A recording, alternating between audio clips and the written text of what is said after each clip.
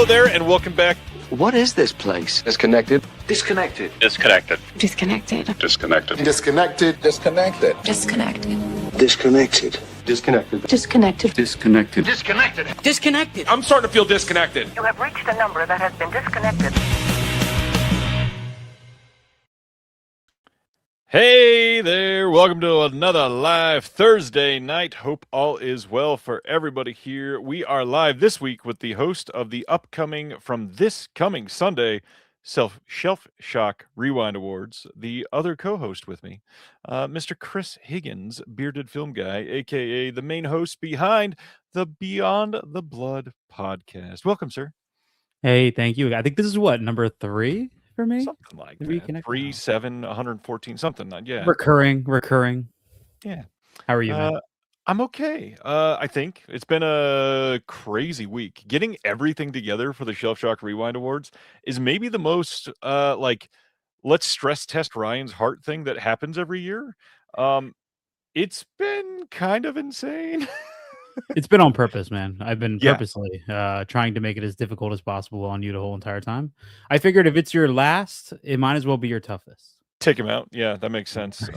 If I literally pass away after the stream on Sunday night, first of all, apologies in advance, but also it'll be traumatic and you'll remember it forever. So hi. And then we'll put a little in memory of at the end of it. Do I get a Sarah McLachlan song, please? You do not. No, Celine Dion. Oh God. Well, my heart will not go on after this year. Mr. Chris, what's going on with Beyond the Blood lately? Not too much, man. We started season 3 in January, and it was a lot of fun.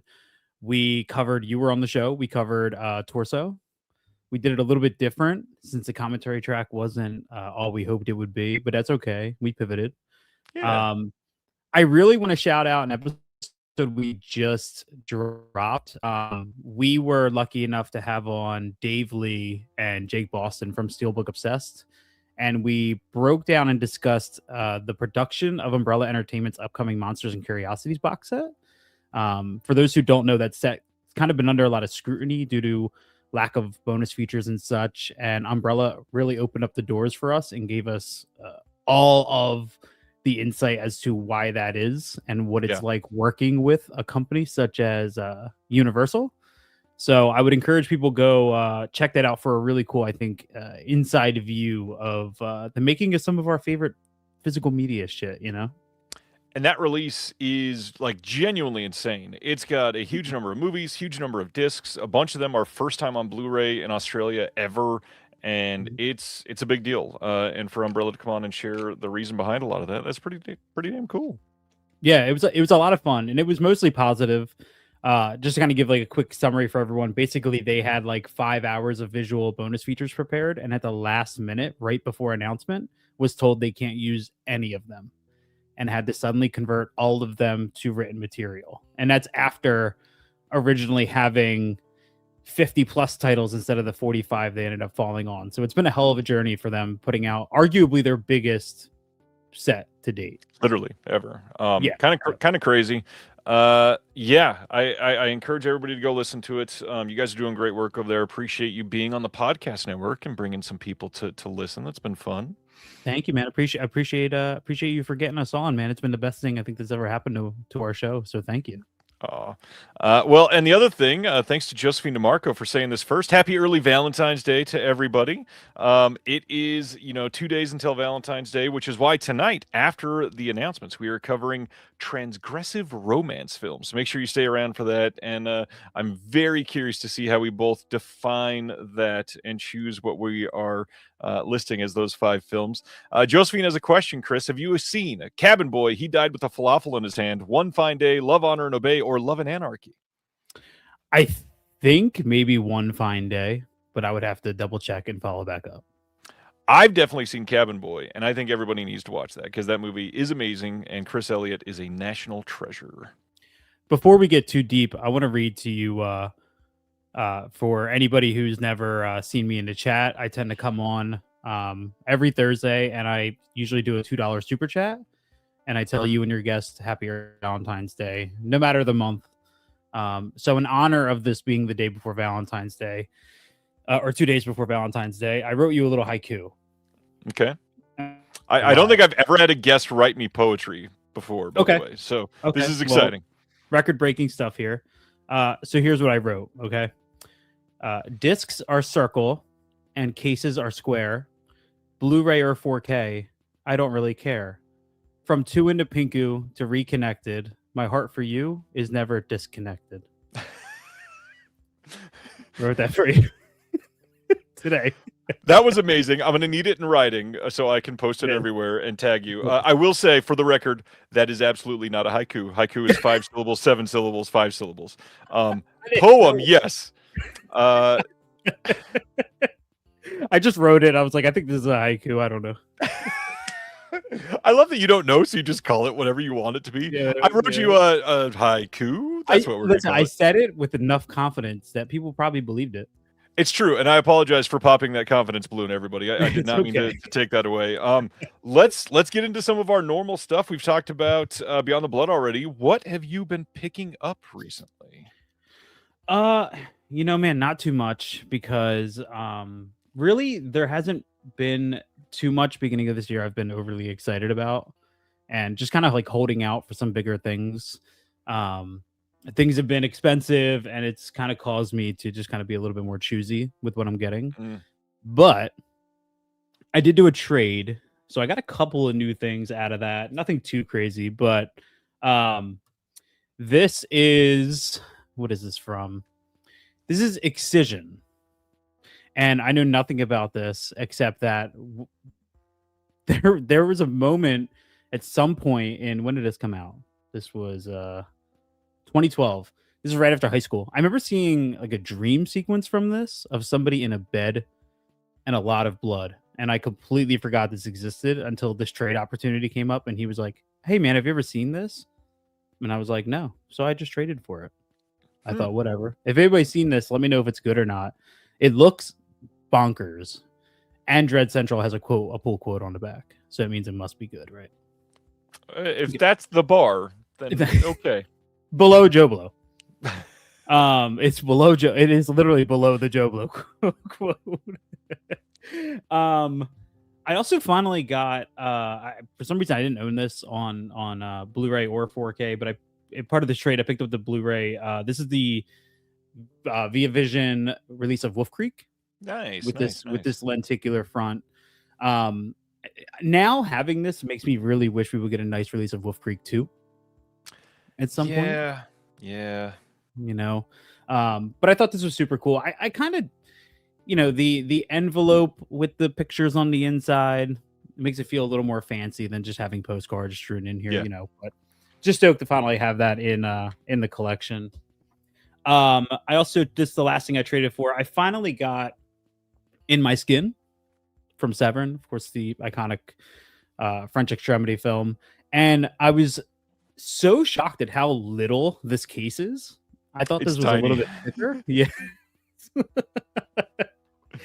So it's super cool, and I love to have this, but I was shocked at the size of this thing, man. It's so little. Honestly, kind of innovative. I like that they did it. Like, it's special packaging and takes up barely more than the width of a 4K case. It's less than 2 4K cases wide, which is crazy. This is so much nicer than like my Kathy's Curse set. With the eyes that go in 2 different directions.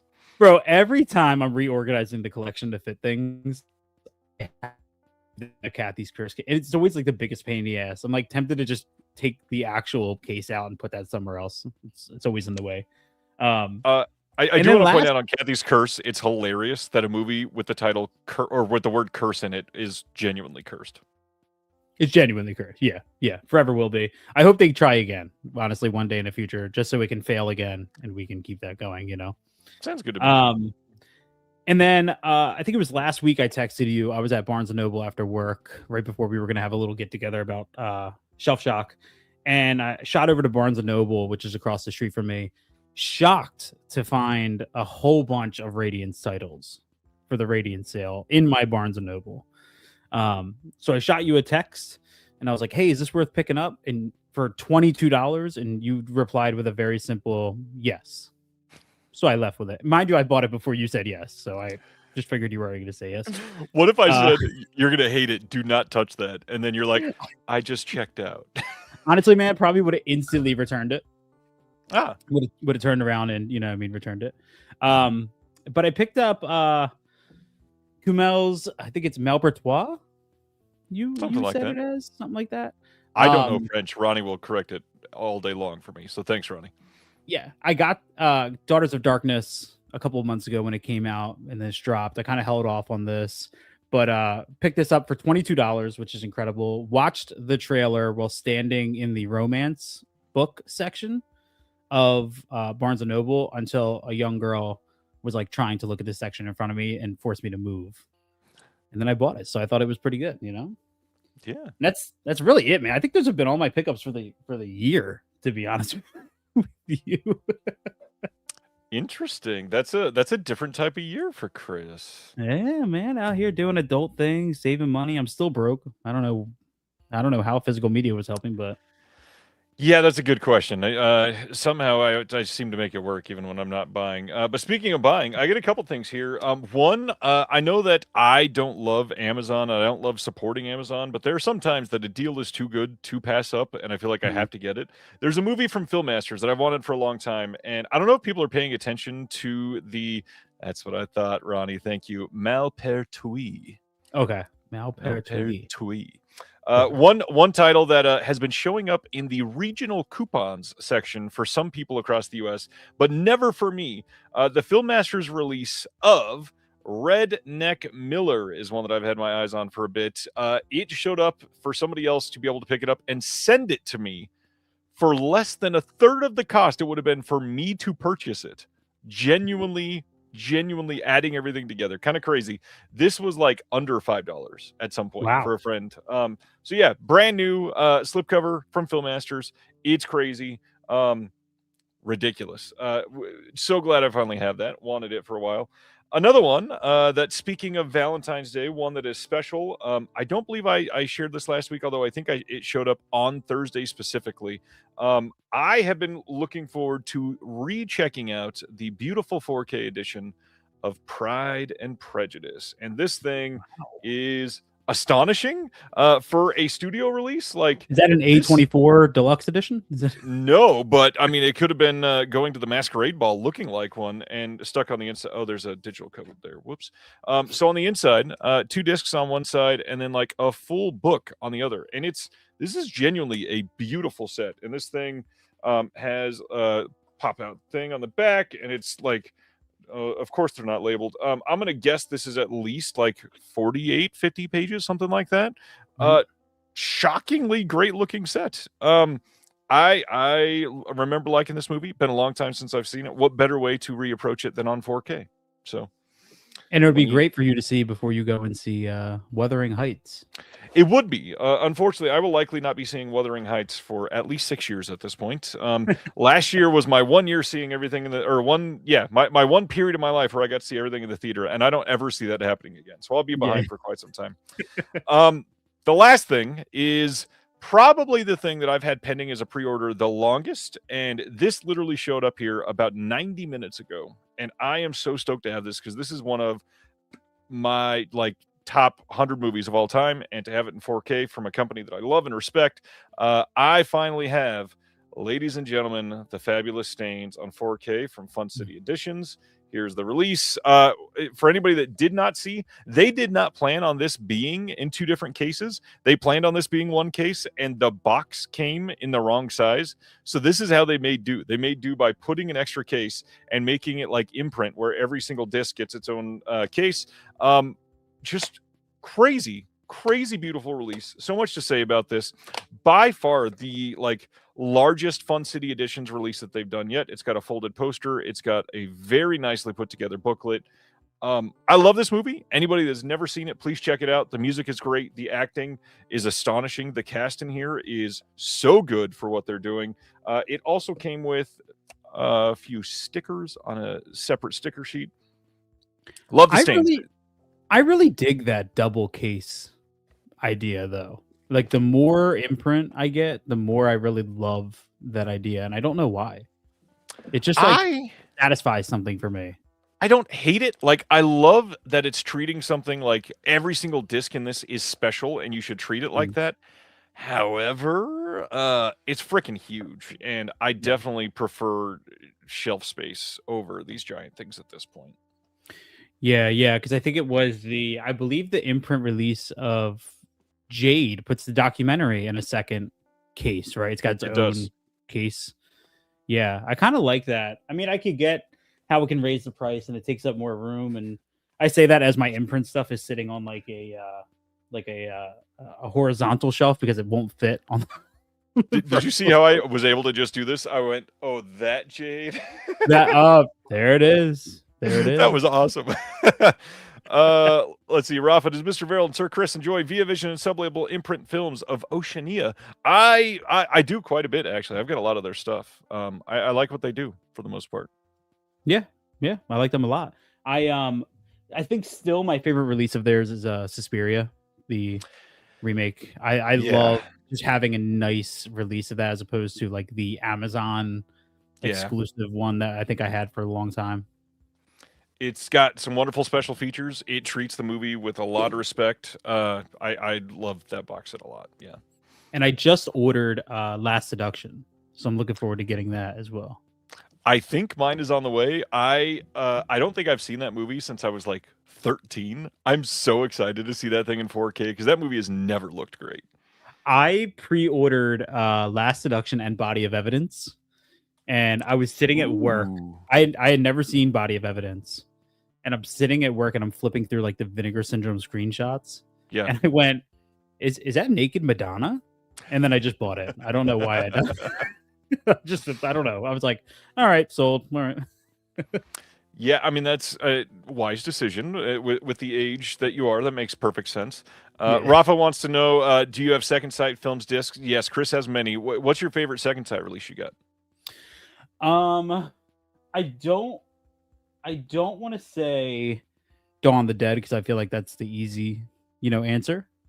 I'm probably gonna say Martin because Oh, good choice. yeah, Romero's Martin. I mean, it's really sad that we can't get the infamous 3 hour cut of Right. that movie, but to have it on 4K and to have it as extensive as that release is, it's one I hold very special.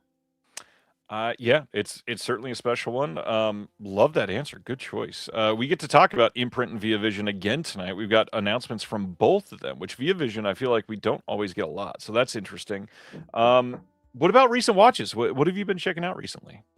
All right, man. Let me pull up the letterbox. I always knew that one day I was going to be asked my top four. Let's see. I've kind of had a little bit of an interesting, kind of like smorgasbord of things I've been watching. I recently picked up an OLED for the first time. Did I picked up an LG C5. My wife and I did, and was very stoked to pick that up. So I kind of been rewatching a lot of stuff that have kind of been like sitting on my shelf in 4K that I haven't been able to see in the highest quality because my TV Yeah. before. So one of those that I watched was John Carpenter's Christine. good movie. Dude, I still think, and look, I know John Carpenter, legendary filmography, but I still think Christine is my favorite of his. Ooh, that's a rare answer. Yeah, I just love it, man.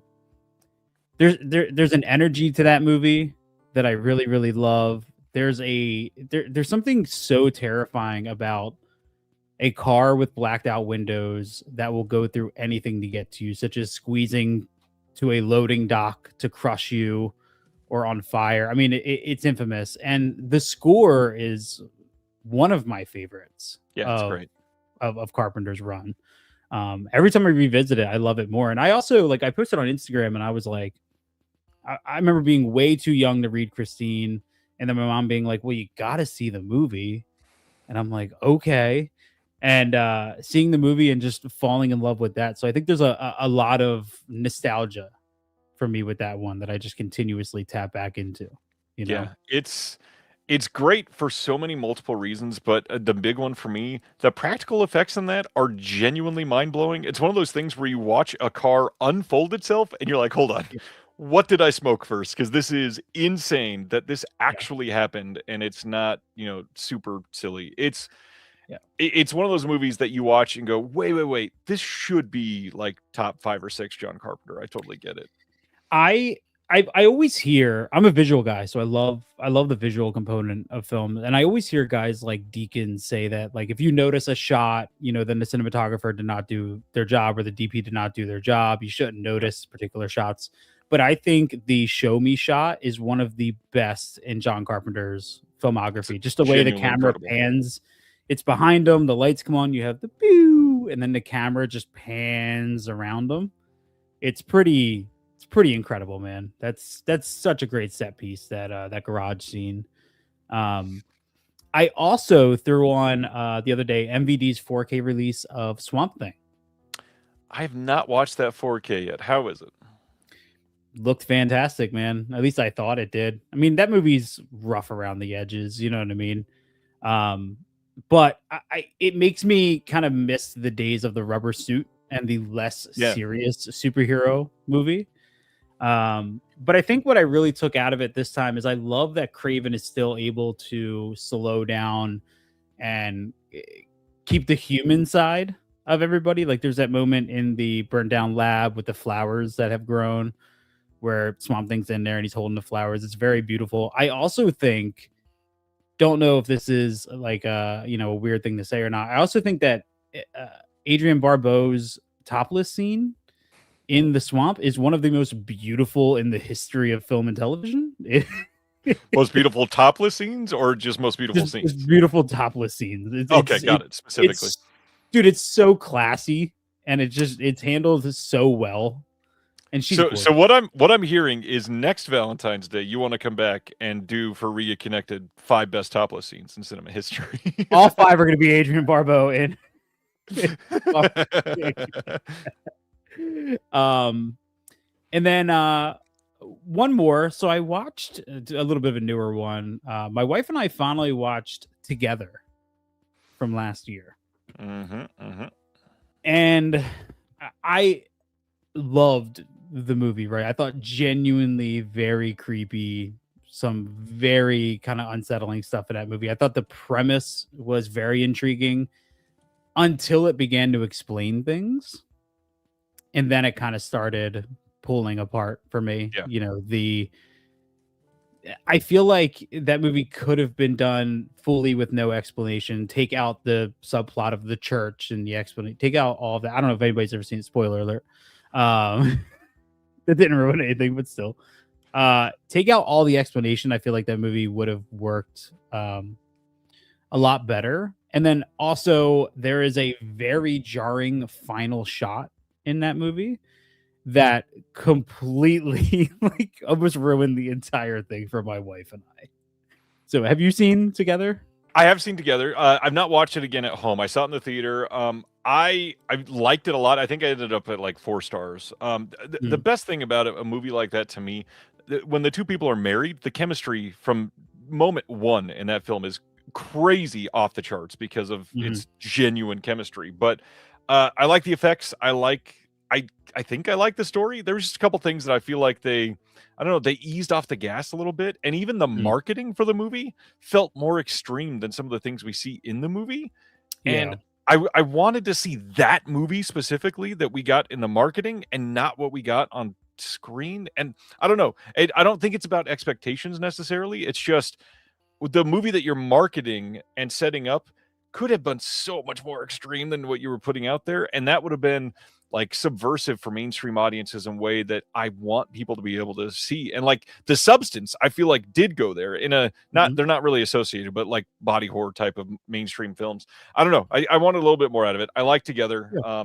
It's not bad in any way, really. Well, I think the best part about The Substance was that it didn't give away any of its shocks, like whatsoever. Yeah. You know what I mean? Like, I remember sitting down and seeing The Substance. We saw it on opening night. It played in like the smallest theater at our local Cinemark, and just having an absolute, trip of a time, like literal jaw on the floor for the final 45 minutes, not expecting anything that happened. And all of the key moments of together, I was like, oh, this was in the trailer. Oh, this was in the trailer. That was in the trailer. So that was more my experience. And I really love the movie, visually. I love the color grading of it. Just love the entire look of it. I thought there was some really, really original stuff in it. There's a moment with the two of them in a hallway where they're being pulled towards each other. Yeah. That I thought was incredible. And then just kind of like, as always, once you start breaking it down and like having to deliver an explanation and not just explain it, but you have to like I have to be fed, with a spoon, and somebody's got to hold my mouth open and force feed it to me. I just kind of start feeling like I feel like you're trying to like you're dumbing me down. You know what I mean? I agree fully. Yeah, give us a little more. Don't let off the gas. You could have done it. Yeah. Anything else you want to highlight?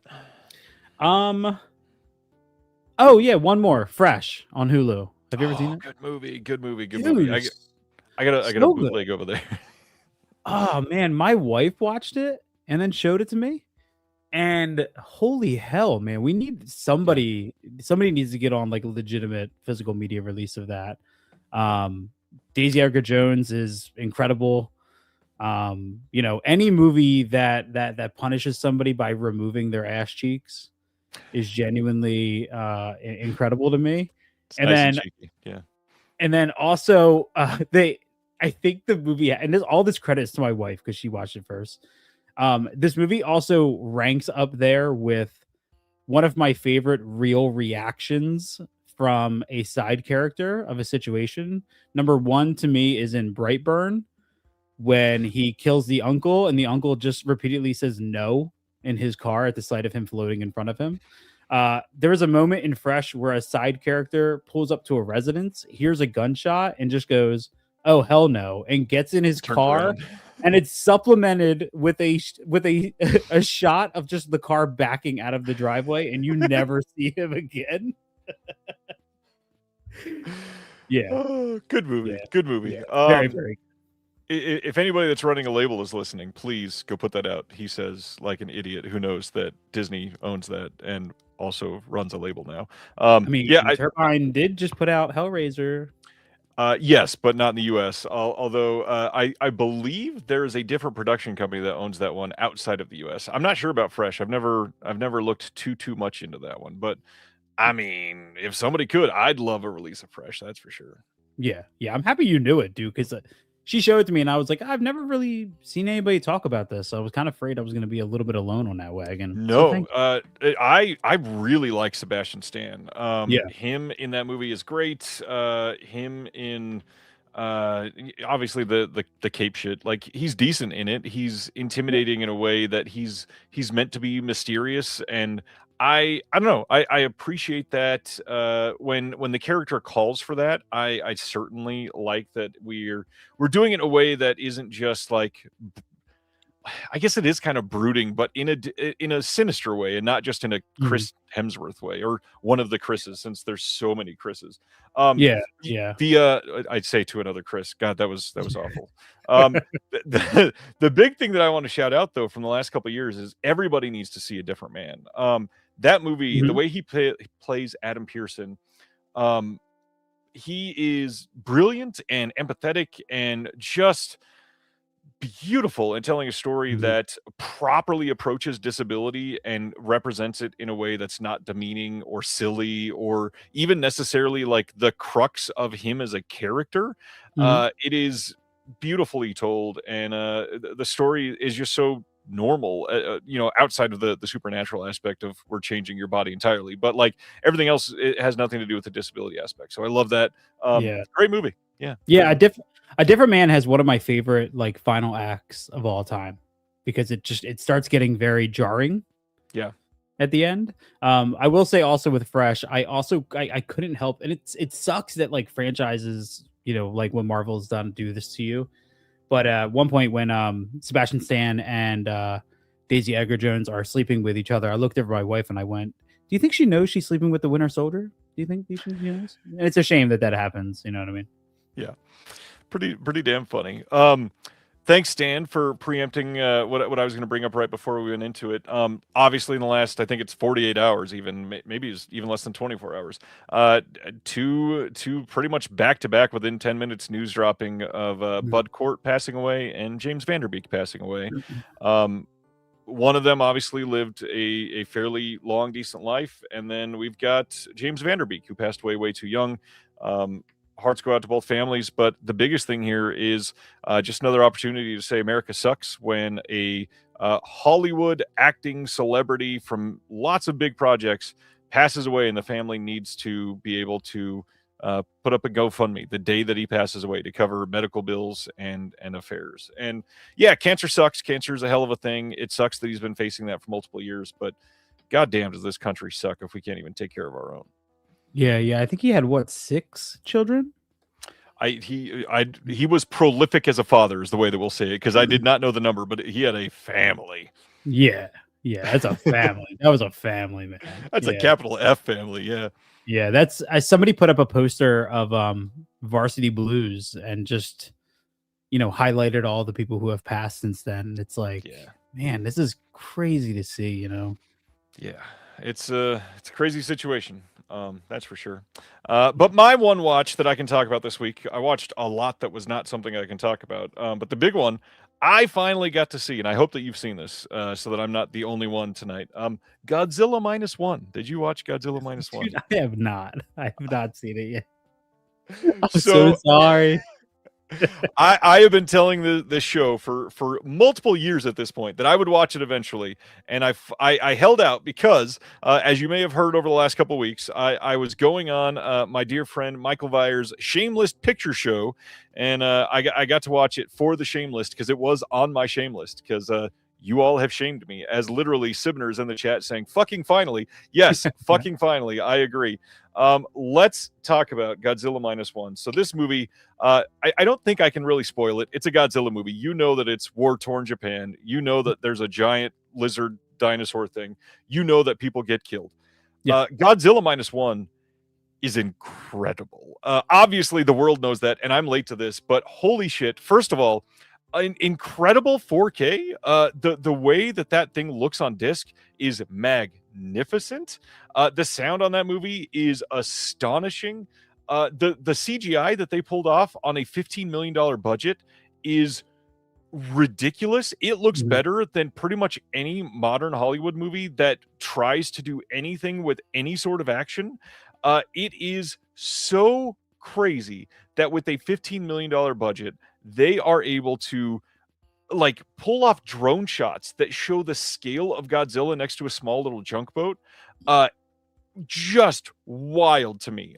This is one that I see watching multiple times. But the biggest thing that I want to share about this movie, because I know that everybody watching this has followed my journey of showing movies to my kids. This is the first movie I've shown my kids that is subtitled. And they followed every plot point. They asked proper questions. They understood the story. So, achievement unlocked. World cinema is now at our hands. We can now officially show them any movie that is... sorry, not any movie. We can show them movies from any country. They're not seeing The Swimmer. I know somebody's going to ask because my youngest keeps saying, can I watch The Swimmer? Not yet. You cannot watch Burt Lancaster's The Swimmer yet. Godzilla -1 is incredible, and the fact that they followed along with subtitles is like tears in my eyes moments, because now they can see fucking anything, and that is such an exciting moment for our life. Yeah, I don't know, that was the most exciting thing about that moment for me. I love the movie. I love this. Check out Godzilla -1 if you haven't. It's incredible. My favorite part about that is that there are still adults in this world and in our community that won't watch a movie with subtitles, and your kids are doing it. I have a 9-year-old, and as of yesterday, happy birthday, Jonah, when you watch this when I die in 39 years, and you're like, oh my God, what's the legacy of my father? Let me go watch Reconnected on February 12th, 2026. Happy birthday, Jonah. He is 11 as of yesterday, so I have an 11-year-old and 9-year-old, both of them autistic, and my oldest also has pretty severe ADHD. They sat through it, paid attention, recognized the plot points. They understood the nuance of the emotion and asked proper, why is he moving his hand that way? And I was like, yes, let's discuss it. Let's talk about war trauma and why that's an important thing. it led to proper conversations, and I had such a great time with my kids watching this movie. Did you own it or did you stream it? I'm an idiot who bought it a year and a half ago and owned it for a long time and said, you know what? I'm not going to watch it until somebody forces me to record a podcast episode on it. And here I am. I've been incredibly tempted to pick up that's still around, that big deluxe edition. Yep. Just because it looks awesome, and it's like $60, so it's not, all that crazy. As I can always do, within arm's reach, literally sitting on the desk next to me, here is the amazing Japanese special edition of Godzilla Minus One. Yeah, that looks awesome. That looks incredible. It is incredible, and it is awesome. Just a beautiful movie. Everybody check out the 4K. Just astonishing. I don't normally want to lean too much into the technical side of things. Gorgeous movie for a $15 million budget in 2022 or 3 or whatever it was. Just stupid how good it looks. It should not be that possible. Adore it. Yes. Yeah. You know what, man? And having an OLED honestly has unlocked this craving for 4K that I didn't have before. Yep. Because I feel like it's ultimately changed my life. But with Godzilla Minus One, I remember watching an episode of Visual Effects Artists React by Corridor Crew, and who I think do incredible work, for the industry. Yep. And them talking about the importance of, having the director being a visual effects artist, and the fact that he was right in the room with them doing all of this work. And it's a true testament to that, and I'm very excited to hear that he returned for Godzilla Minus Zero, which is supposed to come out, I think, next year or later this year, I think it's this year, actually, which I'm excited about, because the big thing for me now, well, I'm going to have to look at a review first to make sure it's not anything crazy, but it's a Japanese film, so I don't think it will be. I'm stoked. I want to take my kids to the theater to see that movie this year. Oh my God, it's going to rock their world. That's so cool, man. What do you think, if you had to just kind of think about it, what do you think the next foreign subtitled film would be for them? This is probably like a silly answer, but I get so much more enjoyment out of things that are subbed and not dubbed. I really think some of the original, like Miyazaki's, but the subbed versions and not the dubbed, I think might be the way to go. And it's not even like to bridge the gap with animation or anything like that. I think they are superior, genuinely. Yeah. I understand that a lot of the Miyazaki, like, they've huge, like, giant stars doing the dubs. I'm just not personally into the dubs whatsoever, especially for stuff like that. So I'm probably going to want to show them a couple of those, probably My Neighbor Totoro soon, with the original. And then, that's a solid question. Honestly, and this might be kind of silly considering how much I work with them, it might be a couple of the Deaf Crocodile titles that are whimsical and silly and unique. Like Freckled Max and the Spooks works very well as a kids movie.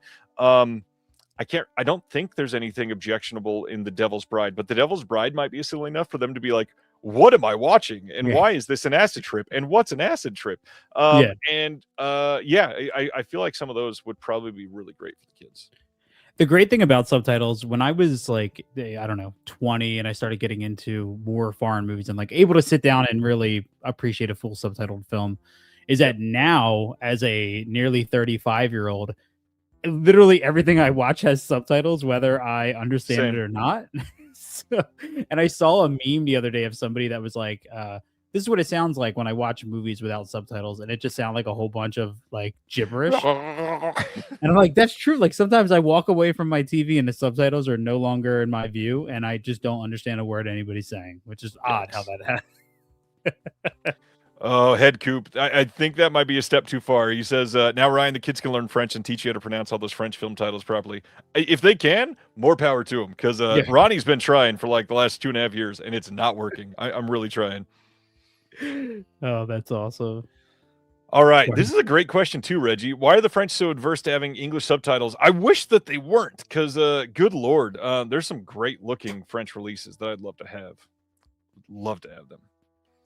All right. Are we ready for announcements? Anything else you want to highlight or promote? Upcoming episodes of the podcast, maybe? I mean, everything is kind of like we're getting ready to cover Event Horizon, right? This is my wife's pick. We were like, let's cover Event Horizon, and we've been kind of diving into research, and I have to say, and I'll talk about this now.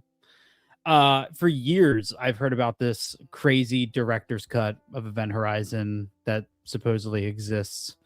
And I've been on many Reddit forums that break down the supposed extended cut. And yet, every bit I find, there is no crazy extended cut. For like, where even Paul W.S. Anderson has been like, yeah, we cut out some extra violence in like the space hell scene. So now I feel like I've been duped my whole life, screaming to the thing, put out the director's cut, and it doesn't really exist. Yeah, I get that. I don't know. If it exists, I'd love to see it. I really like the movie. I think it is by far the best Paul W.S. Anderson movie. That's a low bar.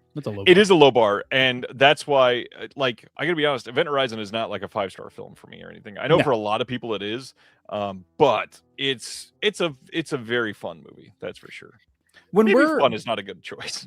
Well, you know, when Steve and I are sitting down and trying to figure out kind of the approach for the show, a lot of it comes into like, A, is the commentary interesting, but B, like, is there conversation to be had and conversation to kind of extend on, you know what I mean? And sometimes when we do these, you learn a lot from the commentary, but some of that is so, like, listening to Paul W.S. Anderson talk about, you know, 2 minutes that were chopped up from the space hell scene is probably the bulk of a lot of that conversation we're going to have. And I'm perfectly okay with that because it's interesting. And hopefully it's going to create other conversation with people who listen.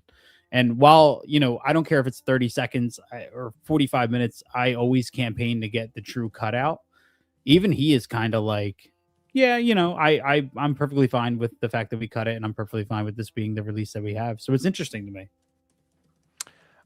Yeah, I mean, there's not much else to say. I shouldn't just speculate. There's a lot that could be behind this. I don't know. I also feel like you get to a point, these directors get to a point where they're like, I'm not even going to fight for this anymore. There's nothing left there. You know what I mean? I'm just going to let it. That being said, like, look what we've done with like fucking Dirty Work. You know, the long rumored dirtier cut is officially out there and on 4K. Kind of impressive. So I know it could happen. It could not exist. So we'll see. Yeah, we'll see. I mean, it's hard when Scream Factory puts it out and then Lionsgate, I forget who was the studio that did the Paramount. It was Paramount. Yeah. You know, and nobody's really even tried it yet, though. There's probably some extra money in there for slapping that on, you know. It's like when Scream Factory put out the Krampus naughty cut for like 2 seconds of footage. It's not much, that's for sure. Very minimal. Yeah, that's really all that's been going on, man. We're just getting ready for that and getting ready for Shelf Shock, and it's been a lot of fun, man. It's crazy to think that you know, only 13 months ago did we start this show, and less than a year ago we were talking to you about joining the network, and now the show has become probably like my favorite thing I've ever pursued creatively. Wow. But B, incredibly fulfilling. Yeah. So, you know, it's kind of unreal. I felt like a lot of the stuff that I was pursuing in my life, from YouTube to Instagram, and something always just felt a little bit like I felt a little disconnected from it. Excuse the pun. I always just felt like it wasn't fulfilling enough. And I was really scared to do the podcast because I didn't know how it would work. And now I feel like every feeling I've ever had of not being enough is here. And, you know, I really only hope that, you know, with each passing episode, we just continue to exude all the passion and love, and, you know, get better and better and better, and, you know, see where the next 10 years brings us, you know? Well, I mean, I can say that organically, twice today in my everyday life, your show came up in conversation, which has to say something about it. So I appreciate the work you're doing. I am grateful that you're a friend, and I cannot wait to host a show with you on Sunday. It's gonna be a good time. Thank you, man. I gotta write another haiku for you. They just said that I have to. How many syllables will that one be? We'll see. It's just gonna come from the heart. I'm gonna laugh. You're gonna say I'm gonna write another haiku, and then you're gonna deliver like a newspaper obituary. The book of poems. It's a haiku if you call it that. Multiple haikus. All right, let's talk about some friggin' physical media. We've got a lot to cover tonight. This might be like the most eclectic week of announcements we've ever had, literally. And I know that that's odd to say, but this genuinely might be. So let's break it down, starting with the Westerns box set coming out of Imprint. April 29th, we're getting a Blu-ray box set, Tales of the Wild West Collection number 2, covering films from 1968 to 75. We got 5-card stud, Will Penny, Something Big, The Revengers Posse, and this is limited to 1,500 copies, as they usually are. We've got some new extras on here. We got a new visual essay by Eloise Ross, new commentary by Lee Pfeiffer. On Will Penny, we get a new commentary by the one and only Mr. Daniel Kramer. On Something Big, we got a visual essay by C. Courtney Joyner. The Revengers, we got a new visual essay by C. Courtney Joyner as well. On Posse, we've got a new visual essay by Daniel Kramer.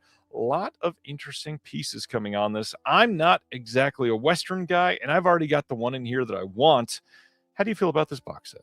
Do you want to take the over or under for how many of these there's going to be in the next 3 years? I would say, which I'm not talking bad. I think it's incredible what they do, but the amount of volumes of these sets are astonishing. I don't think this is going to be as voluminous as the Tales of Adventure sets. I would say by the end of 2027, we have 5 collections or less of this. Okay. All right. I'll take the over on that.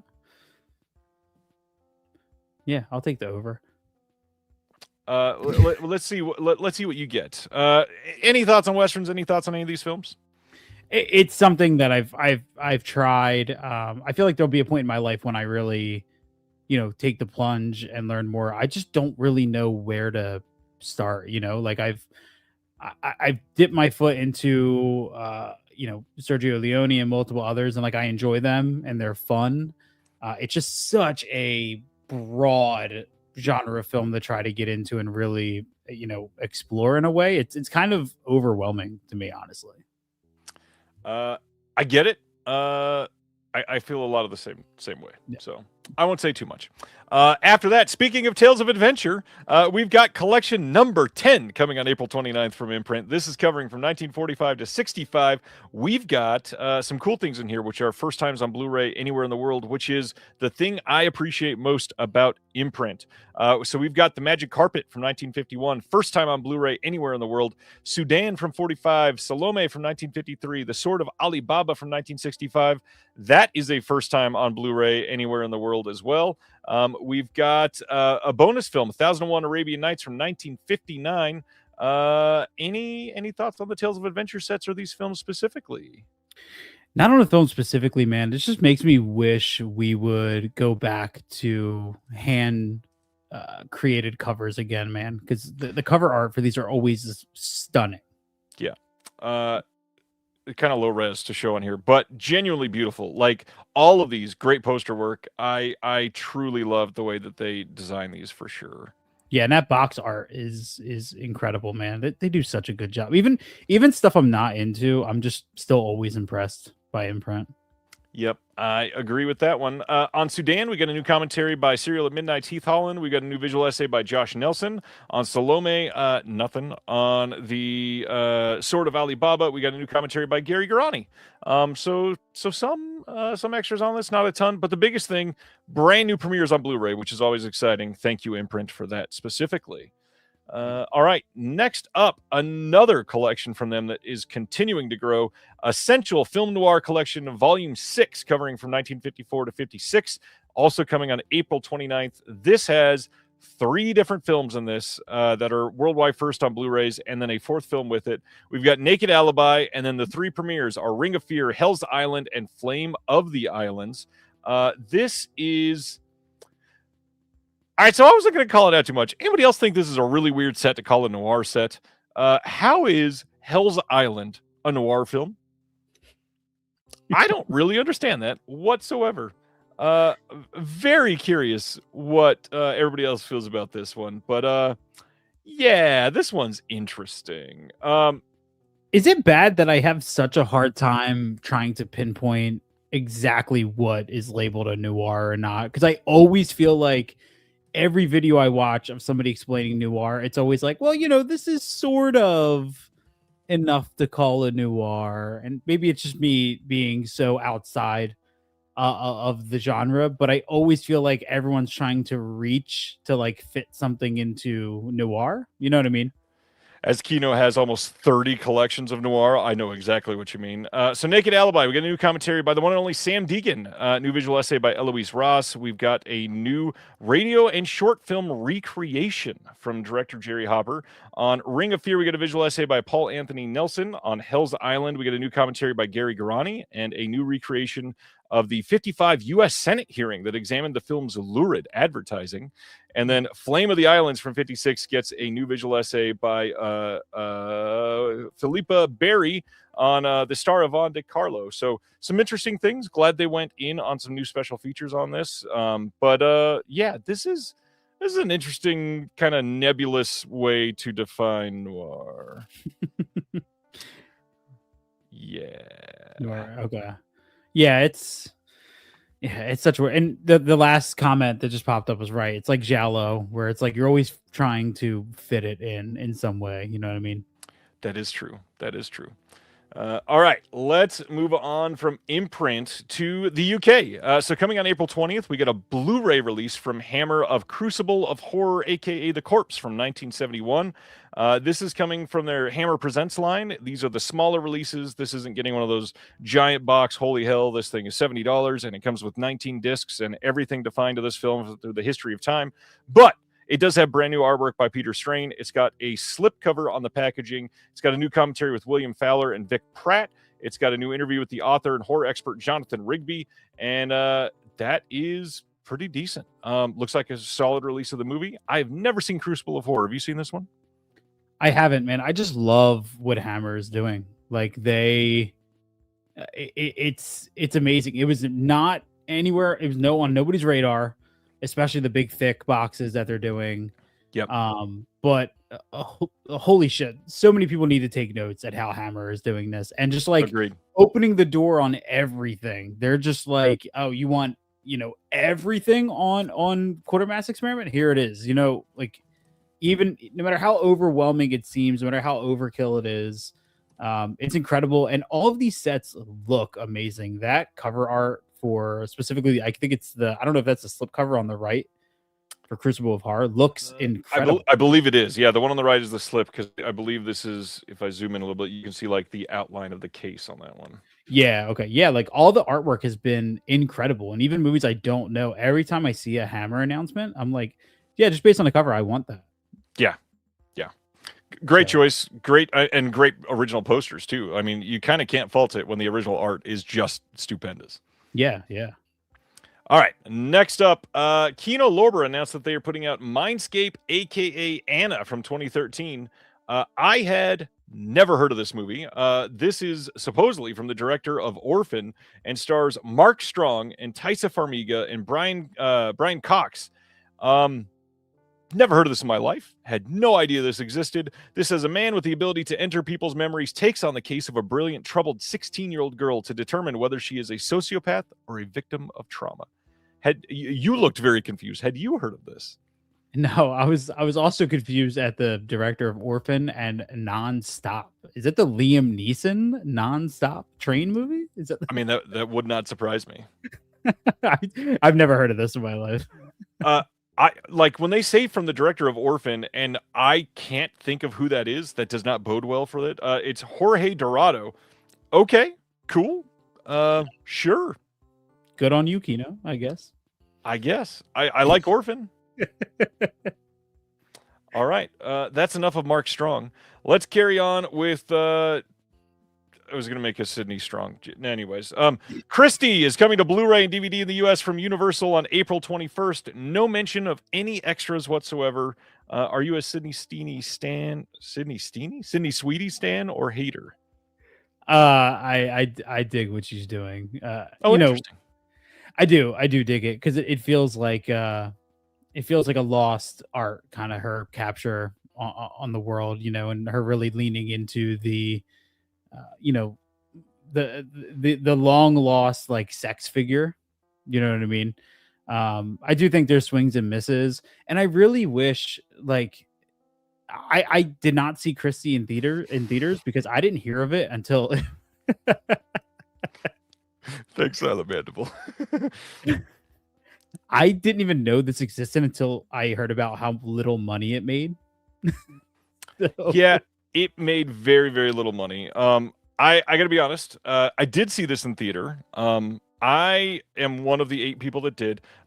It is, I don't know. It was okay. I'm just not a boxing movie type of fan. So like, I think this was much better than The Smashing Machine. I will say that. I think this was much more compelling. I mean, primarily because it's got Ben Foster in it, and Ben Foster is always just remarkable. Him in this movie, one of his more out there characters, but he's incredible. Yeah, she was okay. She wasn't legendary or anything, but she definitely was better in this than she was in The Housemaid. Yeah, check out Christie. It's a shame though, no bonus features announced. Well, we'll see kind of what comes out when it gets closer. There probably won't be anything. Welcome to Universal. Right. Hey, we put out our brand new issue of the Physical Media Advocate, and it's got this incredible Batman statue on the cover. You can check this out now. We've got some really interesting writing in this issue that I think some people will love, including a big piece from Michelle Kisner on the director Alex Garland, who I am a big fan of. Yeah, check it out. We got a nice piece in this. I still haven't somehow printed any of your poems in this. We need to work on that. Yeah. I mean, I've been working on one. Is it a haiku? Because that could take like 7 pages. Yeah, I don't know how many syllables it is, but it'll be there soon, man. It's coming to a Physical Media Advocate near you. For the record, I'm going to lean into Chris doesn't know what a haiku is for the next 19 years. It's going to be one word on every page, and you got to put it together as you read. Oh, that could be interesting. All right. Let's talk about Femme Fatale, coming soon on 4K from Kino Lorber. We have no release date yet, but this movie that got released in the last couple of years on Blu-ray, coming on 4K. How do you feel about this one? I be doing my erotic thriller ranking or kind of like watch thing this year so far. And I think one of the unsung and Naked Madonna. Yeah. Yep. One of the unsung heroes of the 90s, early 2000s erotic thriller is Antonio Banderas. Between this and Original Sin, he's great. Yeah. Not talked about enough. I haven't seen this in a long time, but this is definitely on my want list. I would like to make the argument that Zorro is also an erotic thriller, and people need to judge it as such. I 100% agree. Yeah, this and 3 is hot in that movie. All right, Femme Fatale is on DVD at all the thrift stores in Australia, but don't worry, you can buy this for like $50 if you import it. Hell yeah. Oh man. All right, so yeah, check out Femme Fatale at some point from Kino on 4K. Next up, March 17th, Searchlight is putting out a 4K Blu-ray and DVD release of Bradley Cooper's Is This Thing On, which I know so few people that have actually seen this movie that I'm very curious to hear if you did, because I believe you have not. Yeah, no, I haven't. I wasn't interested until I was actually listening to the Big Picture podcast, where they pretty much just talked almost like nonstop shit on this movie, but every reason they gave for talking shit like made me want to see it more. Mostly because I think Bradley Cooper is one of the more interesting actor turned director figures, and from what I've put together, there's a really unique like visual style to this, where the movie's filmed in mostly tight kind of close-ups. Yeah. So I am really curious about it. I don't know if I'm going to instantly dig to get a 4K of it. I might watch it first. Yeah. But it's definitely something I'm interested in seeing. Yeah, very, very curious about this one. I really love Laura Dern, and I actually really like Will Arnett Mhm. usually. I don't love Bradley Cooper though, and I don't want that to turn me off on this, but I certainly want to see it. The story itself sounds fun too. So Yeah, I just admire like Bradley Cooper's I admire some of his like directing choices.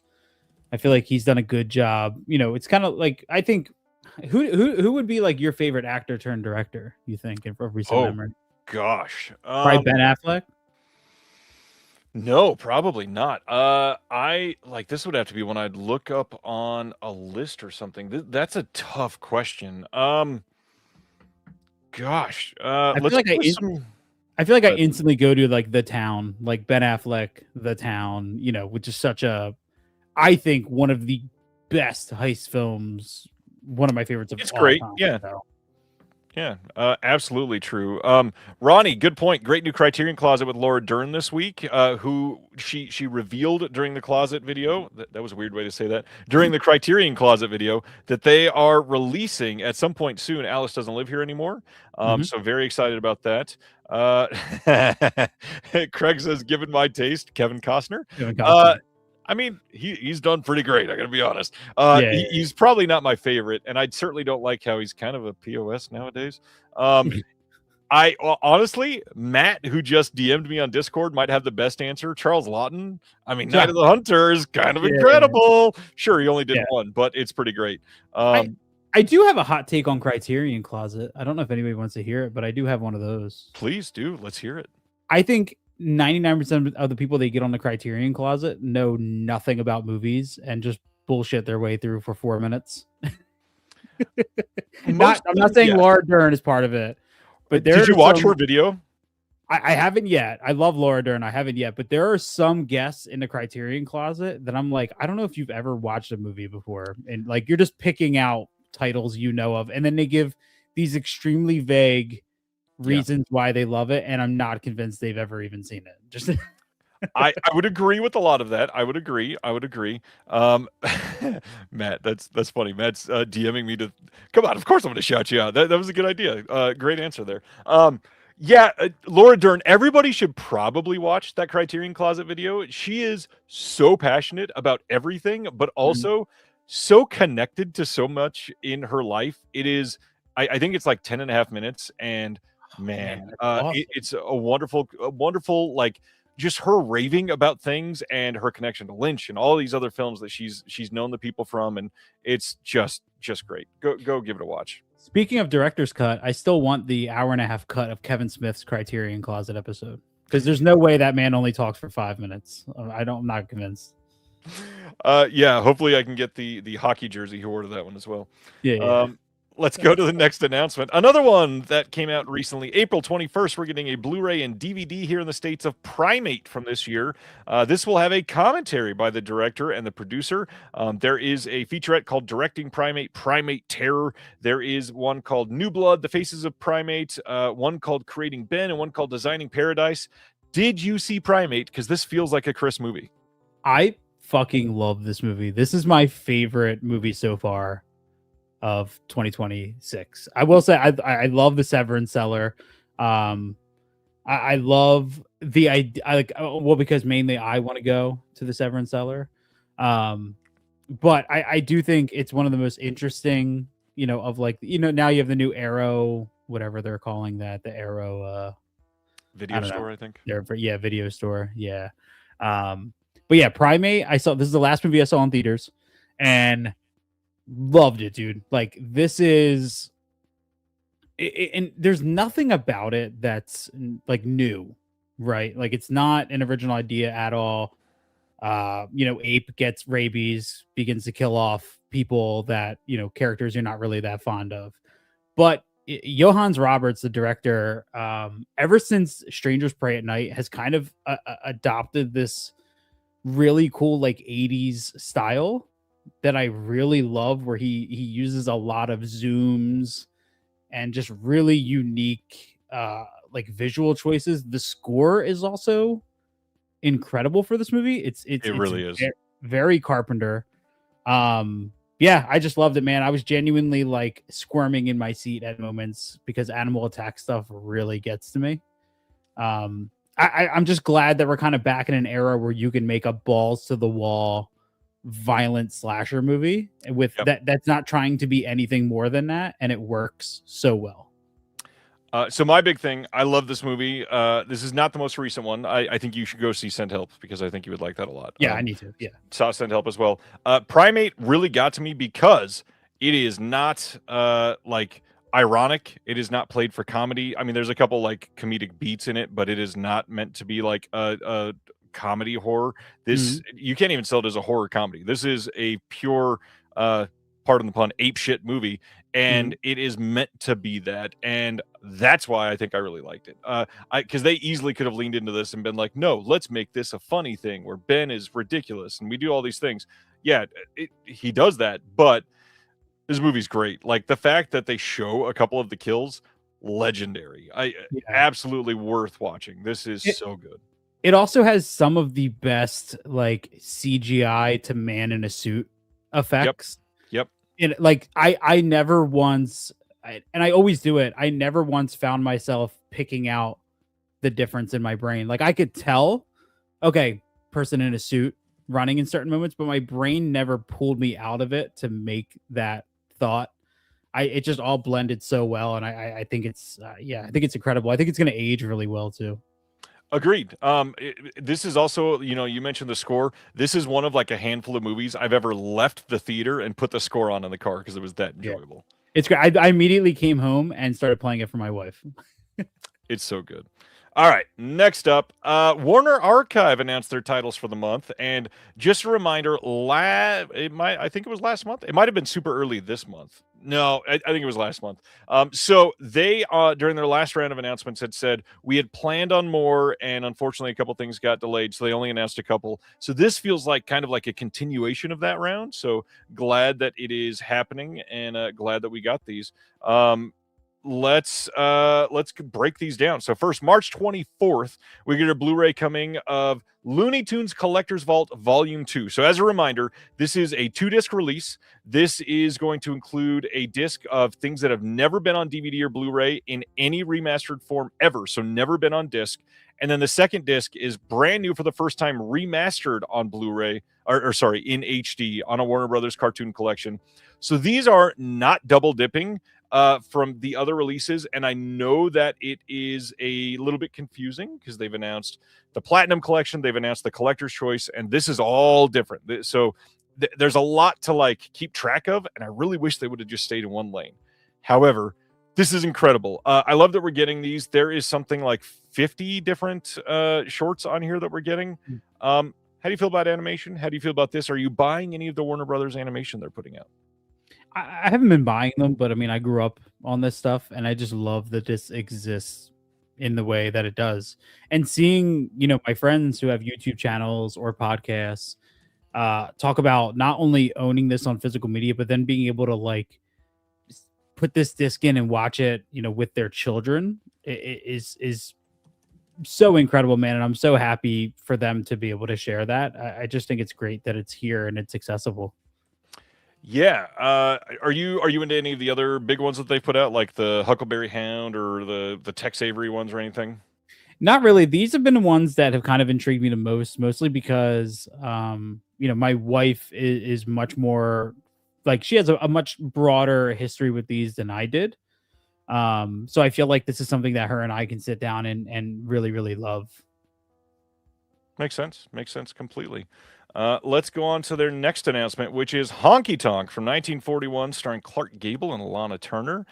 This one is going to have classic Tom and Jerry cartoon called The Midnight Snack, classic Our Gang comedy short called Fightin' Fools, an audio-only Lux Radio Theater broadcast from April 8th, 1946 with Lana Turner and John Hodiak, and the original trailer. This is a 4K scan of the original Nitrate Negative, which, good God, do I love to see them do that because they absolutely crush those restorations. Man, good work. I've never seen this, but awesome work. Neither have I, which is why I didn't mention that. It All Came True is coming on March 31st from Warner Archive. This is with Ann Sheridan. This one is going to have a 4K scan of the original Nitrate Negative as well. We got a classic Warner Brothers cartoon Circus today and the Sourpuss, 2 different shorts. We've got an original trailer on this one also. Yeah, solid looking release if you are into Ann Sheridan. Beautiful artwork again. Just beautiful work. Every time. Next up, speaking of great animation, Scooby's All-Star Laugh Olympics from 1977 to 78 is finally coming to Blu-ray. I have not seen all of these, but the ones that I have seen, it's been a long damn time since I got to see them. This is going to have a 2-disc set. The big special feature on here is it's got the made-for-video special from 2012 included as well, called Scooby-Doo Spooky Games. This is a must-own for me, that's for sure. Now this is my shit. As somebody who I have the Where Are You Scooby-Doo like house collection. Nice. And it's one of my favorite. And this is I'm buying this immediately. This is so cool. I got to be honest, when you said I have the Scooby-Doo house collection, yes, I knew what you meant, but I really now want to see the characters of Scooby-Doo cast in the movie House, especially House 4. Jesus Christ, that would be hilarious. Oh my God. Next up from Warner Archive, The Man Who Came to Dinner from 1941, coming on Blu-ray on March 31st. This again with Ann Sheridan. We've also got Betty Davis and Monty Woolley. This one has an archival featurette called Inside a Classic Comedy, classic Warner Brothers musical short Glenn Gray and his Casa Loma Orchestra. We've also got classic Warner Brothers cartoon The Wabbit Who Came to Supper and an audio-only radio broadcast of Hot Point Holiday Hour with Jack Benny and Rosalind Russell, and then Lux Radio Theater with Clifton Webb and Lucille Ball, plus the original trailer. Kind of a loaded stacked disc for Warner Archive. Sure, not a lot of new things, but they've got a lot on here, which is always exciting. I thought the black and white image under the title was Leonardo DiCaprio in Django Unchained, but that was like real quick. With like 38 film bros going, did you know that when he did the scene, he cut his hand and just kept going? That was real blood. Leo bled blood. Next up. On March 31st, they're also putting out 1956's Tea and Sympathy. This is a Deborah Kerr and John Kerr film. This one has a CinemaScope cartoon, Downbeat Bear, and the original trailer. Again, 4K scan of the OCN on this one. Pretty rad. That's cool. Still going with Warner Archive, The Gay Divorcee on March 31st from 1934. This is going to have classic shorts, Art Trouble and Masks and Memories on it, classic cartoons, I Like Mountain Music and Shake Your Powder Puff, an audio-only radio promotional broadcast, and Screen Guild Playhouse with Frank Sinatra, Edward Everett Horton, and Gloria de Haven, plus the original trailer. Are you a Ginger Rogers and Fred Astaire fan? Can't say I am. I do want to ask though, as somebody, I think I only own 1 or 2 Warner Archive releases. Have they always done like this great of work with bonus features, or is this kind of like a newer thing for them? They go in waves. Some titles get a lot, some titles get literally nothing, sometimes not even a trailer, literally. But really it's just, what do we have in the archives? To me, and this is all just speculation, I clearly know nothing about internal Warner Archive or anything. This feels like, holy shit, Netflix is trying to buy us. Let's archive everything that we possibly can right now. And honestly, please keep it up. I absolutely do it. Yeah. I ask because a lot of the audio only stuff is great, and I understand that it's all very of the time. So you have a lot of radio broadcasts and stuff. But it's like, it's so cool to have because we can barely get a lot of people to watch visual bonus features, right? Let alone put on something that's strictly audio. So it's cool just to have, even though such a small percentage of people are probably ever going to take the time to listen to it. Agreed. And there are not very many companies that do it. We've got Warner Archive. We just talked about Hammer. Hammer does it in the UK. BFI does it in the UK. Sony has done it in a couple of their Columbia Classics box sets, but not a whole lot of companies do. And I wish more would, which means I'm going to try to do that too. Yeah, well, you have things like, I think of like when Severin put out, Hotspur, they had that audio only interview, and they did it a smart way, which is just play it over the movie. Yeah. Which I thought was clever, a clever way to do it. But it's just a shame that you had to do that to try to get people to listen to it. Yeah, and I yet that, especially studios, which if you listen, everything that I'm just named is mostly studios. There's a lot of stuff that they are kind of against showing, but we all just kind of want to archive it all. So give it to us, please. Absolutely. Yeah. So that's the end of the Warner Archive titles for this month. Lots of titles coming, which again felt like a continuation of last month. So glad that it lived up to the hey, let's get a larger drop on the next one, and eager to see what else they do after that. Fallout. Have you been watching the show Fallout on Amazon Prime? I have not. No, it's one of those ones I was actually right before we got on here, my wife and I were like, let's start a new show. And I went to go click on Fallout, but Hannibal was right next to it. So now we're just watching Hannibal. Great show. Absolutely incredible show. So at some point soon, we are getting an Amazon exclusive 4K Steelbook, a standard 4K, a Blu-ray, and a DVD of Fallout Season 2. I've seen none of this, although I am a Walton Goggins fan. And so at some point, I do plan on watching this. I think he's maybe I shouldn't say that because I've not seen everything on his IMDb, but most everything he's touched has been incredible. I adore him as an actor. Love that movie, obviously. Love The Shield, literally my favorite TV show of all time. Love... has he ever done anything else? I'm just kidding. He's great in Sons of Anarchy as a fun side character that shows up in like season 5. He's great. He's done a Tarantino movie or 3. Probably only the one that I can think of. Or no, he's been in at least 2 of those. I don't even remember which 2 offhand. He was in... I don't remember offhand. Good. We're just gonna leave that out there like we don't know. Righteous Gemstones, he's great. Vice Principals, he's amazing. So good. Check it out. Yeah. All right. Next up, Die My Love getting a 4K and DVD release from Mubi here in the US on April 21st.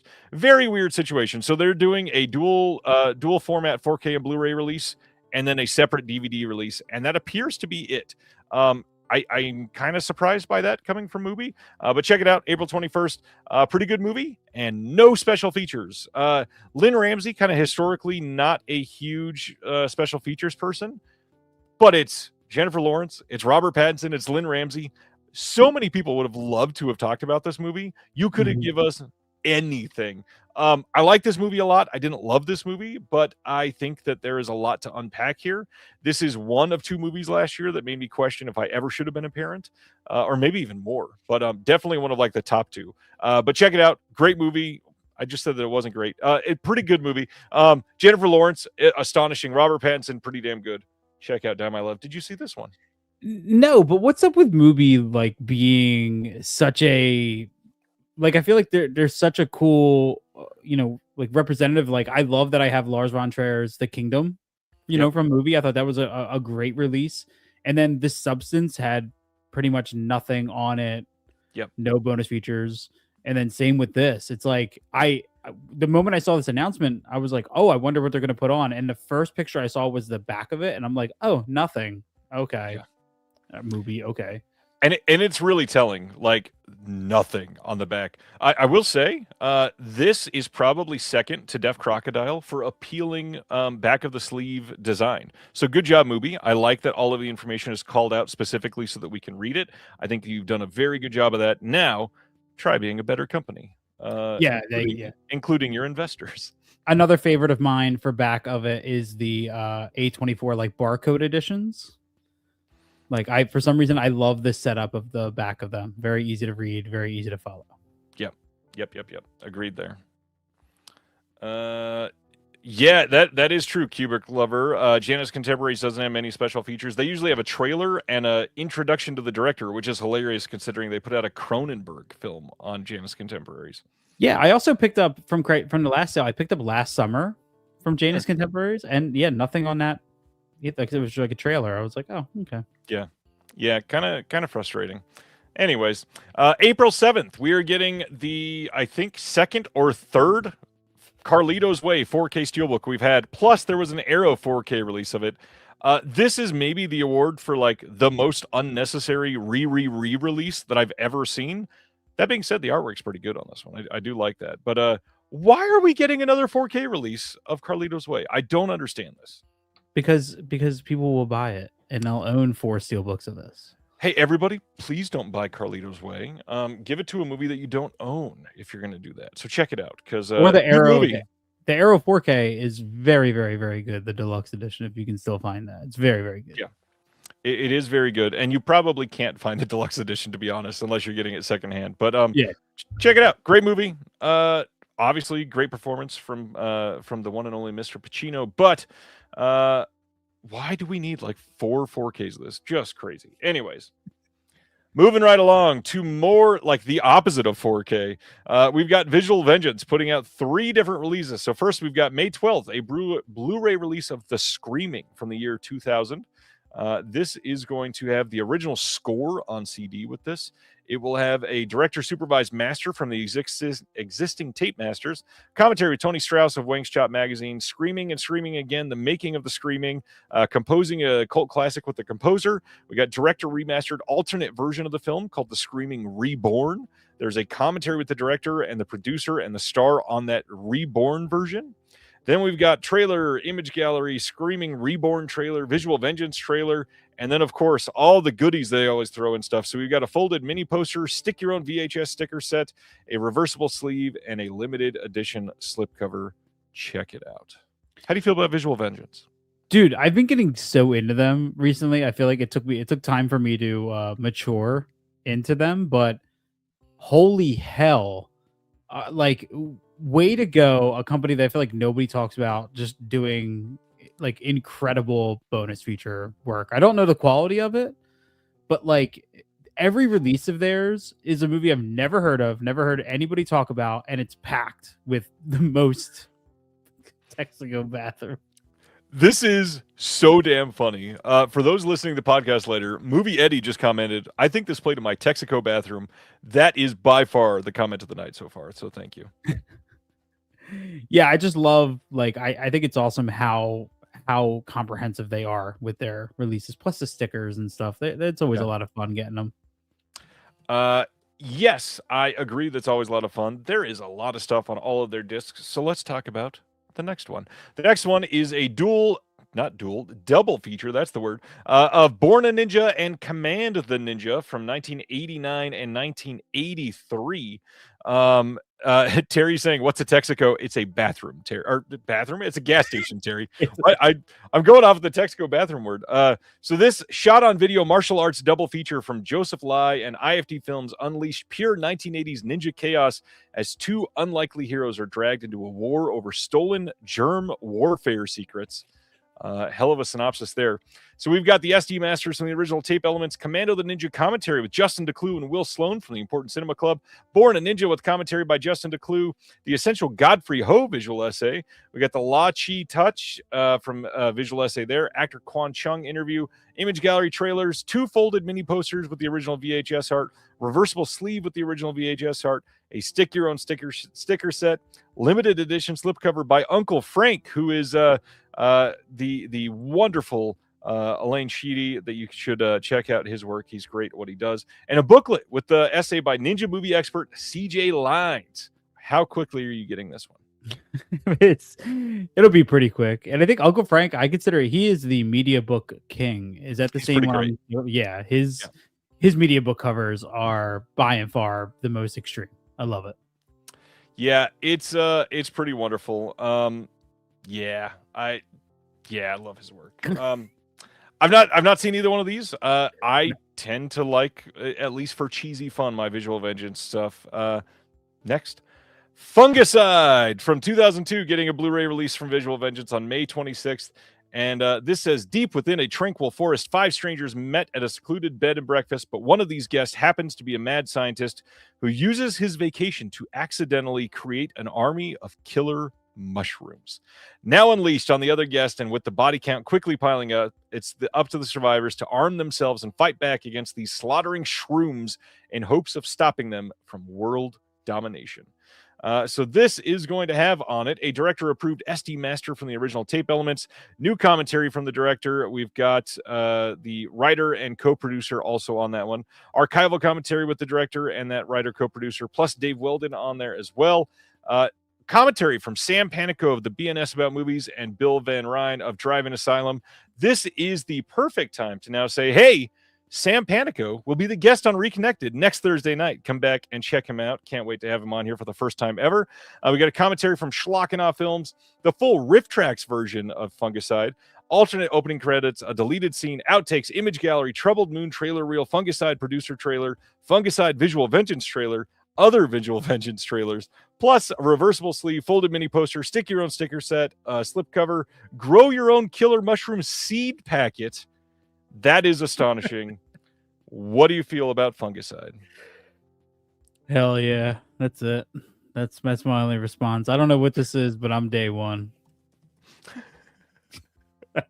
There are so many extras. There's like 3 or 4 commentaries on this yet. It's good, dude. I'm telling you, man. They're putting in more work than I feel like a lot of other companies we talk about, and nobody gives them any credit for it. Well, and the hard part is they were MIA for like a year. So I'm very curious to see how these all turn out. They're suddenly they've put out like 6 announcements, and I think the first one comes out this month. So curious about checking these out.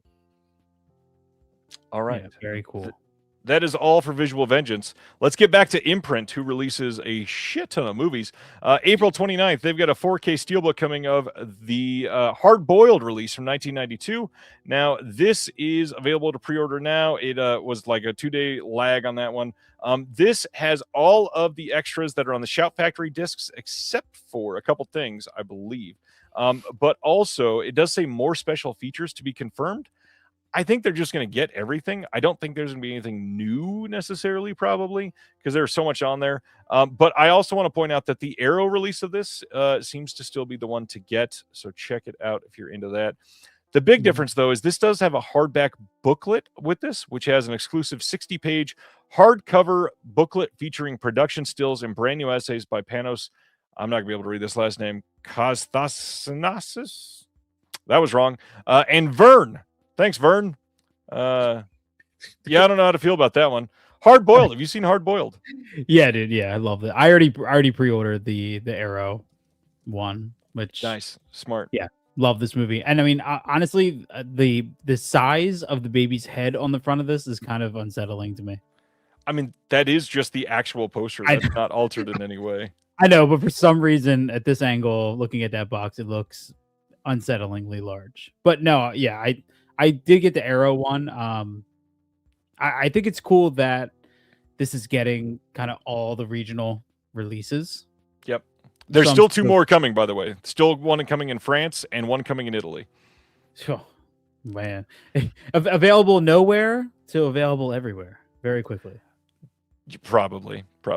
Yeah. All right. Next up is the other one, The Killer, also coming on the same day, 4K Steelbook. So again, if you're a Steelbook person, you might want these, but come on, don't be a Steelbook person. The big thing to point out with this one is the Arrow one is the only one to get the special. I don't even know what you call it, like the extended cut. I think that is.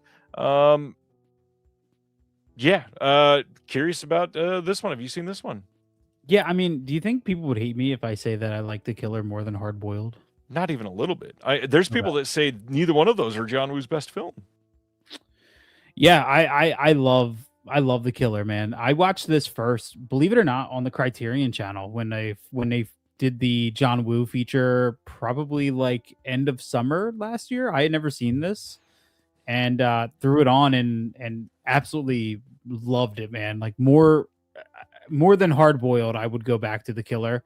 And I also, while I also pre-ordered the Arrow of this, I love the box cover art for this, which is the multiple frames. Agreed. I love beautiful. that. I don't like the Steelbook art. I also don't like the Steelbook in a box thing, but you know. I mean, the big thing, if you're a Steelbook person, at least it is absolutely protected in there. 100%. Yeah, true. Yeah, but then who's gonna buy those Steelbook slip things that people gotta buy to protect them? Can I do it? Can I? Oh, yep. You mean one of these? Yeah, one of those. The side loader. I love the side loader ones. Sorry, Sibner, I had to do it. See, that is the one that I was going to list. Movie Eddie, Bullet in My Head is one that everybody says. Not everybody, like a fraction of people says that Bullet in the Head is his favorite is his best movie. God damn it, I can't speak. I'm sorry. All right. Anything else on John Woo or Hard Boiled or The Killer? No, great movies. Watch them. They are. We'll say they're pretty okay. I'm just Decent. kidding. They're amazing. Check them out. Yeah. Next up, one of my favorite movies from last year, Marty Supreme, coming to 4K and Blu-ray in the US from A24. It is not a site exclusive before we get into that, just so everybody knows. So you should be able to get this on like Amazon, on Diabolic, on Atomic Movie Store, on all these other places. Great movie. Before I lean into all the details, did you see this one? I didn't. I actually listened to the score the other day because Interesting. AAA 24 sent out a thing that they held on to some of the soundtrack CDs. Mm-hmm. For AAA 24 members, so I was giving that a listen.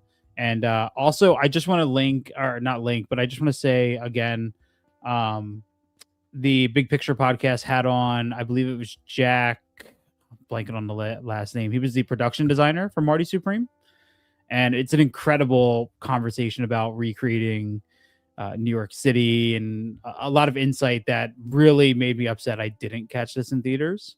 But I'll be picking this up without hesitation. So I saw this for the first time at home, actually, in December, and went to the theaters to see this in the theaters in January because I liked it so much. This movie is incredible. Truly love this one. This is coming in March at some point from A24. So what's interesting here is for the first time in a while, they're doing a dual format release. So if you buy the 4K, it's got a 4K and a Blu-ray. And if you get the 4K, there is an exclusive featurette on there. So it seems to be the one to get if you're choosing between these. Both editions have a 20-minute making of featurette, director commentary, camera tests with the commentary, and 6 collectible postcards with behind-the-scenes photography. The 4K disc has an embossed metallic slipcase and includes 2 discs on it. There's a 22-minute featurette with new interviews with the production designer Jack Fisk and costume designer Miyako Belizzi. That is not on the Blu-ray, so check that one out if you would like to, because it's a damn good movie. Yeah, Jack Fisk. That was the last name I was blanking on. Yeah. Everybody wanted to let you know that it was Jack Fisk. Thank you. Thank you, everybody. Yeah, thank you. I had no idea what his name was. It's late here. It's currently 11:03, and I'm falling apart. But not as drastically as I thought I would, but it's slipping away. All right, let's move to our next one then. Full Moon has launched their biggest sale of the year, supposedly. This is their Valentine's sale. It lasts until February 17th. This is up to 60% off of everything. Quite a lot of great prices. So great that I'm going to remind everybody to check this out because normally I don't necessarily recommend buying from them. But here is the link for the sale in the chat. They are, some stuff is cheaper than I've ever seen it be from them, I think. And they've got like mystery boxes if you're into that sort of thing. Not my thing. And I'm sorry for everybody that's after that subspecies coffin set. It is not on the site right now, though supposedly when they launched the sale, there was a few there, but I don't know. Yeah, I picked up. So this is the same price. I got the Full Moon Legacy box, volume 1 and 2, for this price. I think during the week of Christmas, and $130 for the first 20. Well, number 1 through 20 of Full Moon in those signed volume boxes. I loved. I've been diving into those slowly. Nice, very nice. Yeah, I probably need to watch a couple more of those. Radiance. Let's get into Radiance. We got some exciting stuff to cover this month. May 18th in the UK, May 19th in the US, we're getting a Blu-ray of Aesthetics of a Bullet from 1973. This one says, a Yakuza gang selects a good-for-nothing street vendor to stir up trouble in enemy territory. With a flashy suit, a gun, and a pocket full of money, he feels like a king, but when trouble comes knocking, he realizes that waving a gun and pulling the trigger are 2 very different things. After the major studios refused to finance it, the director took this project to New Wave Bastion, the Art Theater Guild, with a deeply impressive performance. We've got Robert De Niro's incredible turn as Travis Bickle as something that could be looking to this as an inspiration, perhaps. Aesthetics of a Bullet is a lost gem of 1970s Japanese cinema, ripe for rediscovery. This has a newly filmed appreciation by Robert Schwentka. We've got a new interview with the filmmaker, Kazuyoshi Kumakuri, I think is how you say the last name. Archival interview with Sadeo Nakajima, a trailer, new subtitle translations, limited booklet with new writing by Olaf Moeller, and an archival essay on the film, limited to 3,000 copies. Radiance, have you been checking out much from them recently? Yeah, they're one of the few labels that like I feel very confident in just blind buying when I can get them at a good price. It's kind of like them and Indicator. I'm pretty good at. Like I feel like I score a lot with. Yeah. And just something to like the cover art. There's something to this plot that just appeals to me. And if I'm scrolling a website and this comes up at a great price, I guarantee I'll end up completely blind picking this up. I'm glad because I feel the exact same way. I don't think there's been any of the Radiance Asian films that I picked up that I've not enjoyed like immensely. Yeah, I don't think there's been a single Radiance title I've picked up that I've like put into like a trade pile or a get rid of pile. And even when I did go during the Radiance sale, which I think is still going on at Barnes and Noble, I had a stack that I had to pretty much put most away to make a decision of what I wanted. It was tough to walk away from, and not a single one that I had I ever even heard of. I was just strictly going off of, the plot synopsis and feeling confident that if they took the time to put it out, then it's worth watching. That's a damn fine point. Damn fine point. Terry says Japanese cinema is such a deep and incredible rabbit hole for distributors to excavate. And I got to be honest, if a couple of the rumors that I've been hearing are true, it seems like we're about to see not necessarily a full exodus from Hong Kong, but that the rights well on Hong Kong stuff is starting to get a little sparse for some of these companies. And so we might be starting to see a lot more Japanese stuff coming out. My only thing I got to talk about with Japanese cinema, I really hope people that are running these labels can put out a Japanese film that does not have, we'll say, a gun, a sword, or like a girl in a sailor suit. If those three are if any of those three are in a movie, a boutique will put it out. Anything else seems to be very hard to get a company to put out from Japan. So please, anybody, got to hear it. All right, next up from Radiance, a big one that kind of surprised me. May 18th in the UK and May 19th in the US on 4K Blu-ray dual format. We're getting Brian De Palma's Hi Mom from 1970. This is a title that was in the Scorsese, or not Scorsese, De Palma and De Niro box set that they put out through Arrow years ago, which clearly was likely a Fran love passion project for this. I'm glad we're getting this. The big thing I want to point out, obviously we've got things like an audio commentary by Travis Woods. We're going to interview with the critic Ellen E. Jones. All of that is cool. However, maybe the most exciting thing here, in my opinion, is Dionysus in 69, an experimental theater production of Euripides, the Bacchaal, that's not how you pronounce it, but I don't remember. That was filmed by Brian De Palma in 1970. This has been so hard to be able to see, and now it's archived on disc. Big deal. We also got a booklet on this with writing by Matt Zoller. Sites.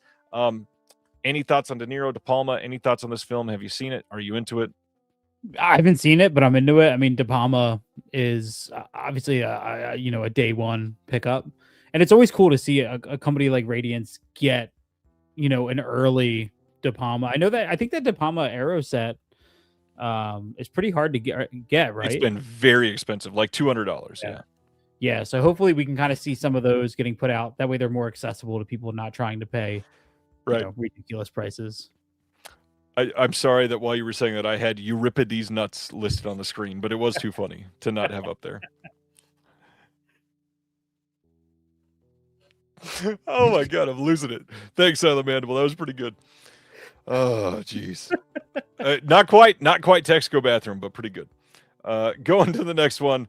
Jean-Paul Belmondo in La Professionnelle from 1981, coming on Blu-ray in the UK on May 18th. This is going to have an HD digital transfer, a new interview with the critic and author Jeanette Vincendo about Jean-Paul Belmondo's stardom. New interview with the film score expert Lovely John about Morricone's iconic theme Chi Ma. We got archival television interviews, Jean-Paul Belmondo. We got archival television interview with Renee Chateau, Belmondo's agent, producer, and associate. Audio commentary by Howard S. Berger, Steve Mitchell, and Nathaniel Thompson from the previous release. A limited booklet with an archival interview with the director and more. Are you into Belmondo? Are you into this at all? Anything on this? I mean, how do you look at that cover and go, nah, pass? Like, this makes me want to get the Radiance subscription. You know what I mean? Like this. Yeah, I get it. Radiance and Deaf Crocodile are like constantly duking it out for best art in the game, I think. Yeah, it's just it's so cool. And I don't know anything about, like, I just look at it and I'm like, sold, cool, yeah. Yep. Mike, this is crazy that this was an autocorrect. I think it's hilarious, so I got to read it out loud. Not heard of the C. Palma, D. Palmer, damn autocorrect. You had a moment there. Hope everything's all right, Mike. C. Palma. You sound like me trying to talk tonight. All right. Let's go to our next one, which this one is one that had been released previously here in the U.S. by Cohen Media Group. This is coming on May 18th on a 2-disc Blu-ray set. We've got Jean Lapucelle from 1994. That's probably very, very incorrectly pronounced. I apologize, Ronnie. It is French. This is a 4K restoration of each film from the original negatives presented on 2 different discs. We're going to interview with the co-writer Pascal Bonitier, archival interview with Jacques Rivette and Sandrine Bonnard. We got interview with the critic and author Beatrice Loyosa. We've got a limited edition book with new writing by the critic Willow Caitlin McClay and newly translated archival writing. This is likely the exact same 4K restoration that was on the Cohen Media Group. This is not going to be a huge upgrade there, I don't think. But Pucelle, that's a funny word too. Sorry, Jean Lapucelle. This is the big thing here is UK for the first time, booklet with writing on the film, and a couple new extras. But any thoughts on this one? No, never seen it, but worth picking up. I mean, have you seen it? I've not seen it. This is not really a Ryan type of movie. I'm not into a lot of this this historically accurate type of film unless it's something that blows me away. I am sadly just not super into these. All right. Yeah, I heard your favorite movie, your favorite historical drama was Alexander, starring Colin Farrell. That's my second. My favorite my favorite historically accurate drama is 1991's Robin Hood, Prince of Thieves, starring Kevin Costner. Very good, very good choice. I'll back that. But kind of like Slave to Cinema just said, if it's Radiance, like, I'm willing to give it, a chance. Well, that, and it's Jacques Rivette. Like, I guarantee this is better than I'm giving it credit for. I'm sure it's a much better movie. It's Jacques Rivette. All right, so that is Radiance, but they have a new hosted label, which is their fancy British way of saying partner label. This is a brand new label called Chasm, and they're putting out 2006's Taxidermia. Now, this is kind of a big deal, so we've got a lot to cover here. This is the cover of the inner sleeve. Here is the other side of the inner sleeve. Here is the back of the sleeve. So let's go into what Chasm Films is, and then we'll talk about Taxidermia.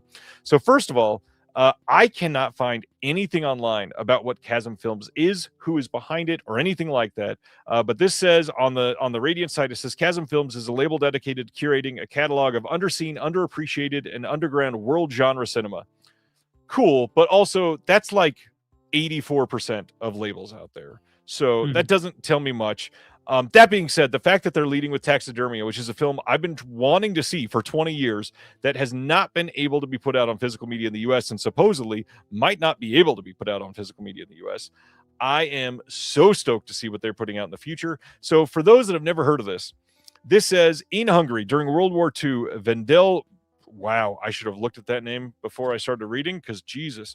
Vendel Morazgovani, that was wrong, indulges his outlandish sexual fantasies while stationed at an isolated military outpost. Decades later, his illegitimate child, Kaman Balatoni, has become a professional speed eater who dreams of consuming his way to fame and fortune. Instead, he grows old and immobile, cared for by his son, a taxidermist determined to leave behind a great work of art when he dies. That is a crazy story. Cannot wait to see this. This is a worldwide Blu-ray premiere of a film that came out during the Blu-ray era, and I just love to see that. This has a new interview with the director, new audio commentary by the one and only Michael Brook, who is great at what he does. We've got a making of the film on here. We've got Shaman versus Icarus from 2003 and The Fish from 1997, two short films by Georgi Palfi. We get a music video from 2006 by Hollywoodu, presented in the original and director's cut versions, an extensive image gallery of work by the art designer, and then a booklet with new writing by Anna Batory, author of The Extreme Cinema of Eastern Europe and Space in Romanian and Hungarian Cinema. I mean, this is an absolute must for me. Very curious about this one. Yeah, I had no idea what this was, but it kind of instantly like grabbed my attention. Like this cover art. It said in there a mix of body horror, black comedy. You know, hearing you talk about it is, you know, just like affirmation that my instinct to want to buy this was correct. Yep. Just like Silent Mandible was asking, this is not included in the Radiant sub. Anything that is not a Radiance film will not be included on the Radiant sub. So anything that is a transmission release, Fun City, Altered Innocence, or now Chasm will be something that you have to add on if you want this sent to you. But I want this sent to me. I'm not a Radiant sub, but I guess I got to find it in some way to purchase this. Yeah, I must own this. This looks just astonishing. Yeah, that's cool. All right. Next up, for the third time already tonight, more Imprint. April 29th on Blu-ray, we are getting for their Imprint Asia line, The Touch from 2002. I can't speak tonight. 2002, starring the one and only Miss Michelle Yeoh. This has the 103-minute original theatrical cut in SD, as well as the US 83-minute cut on HD.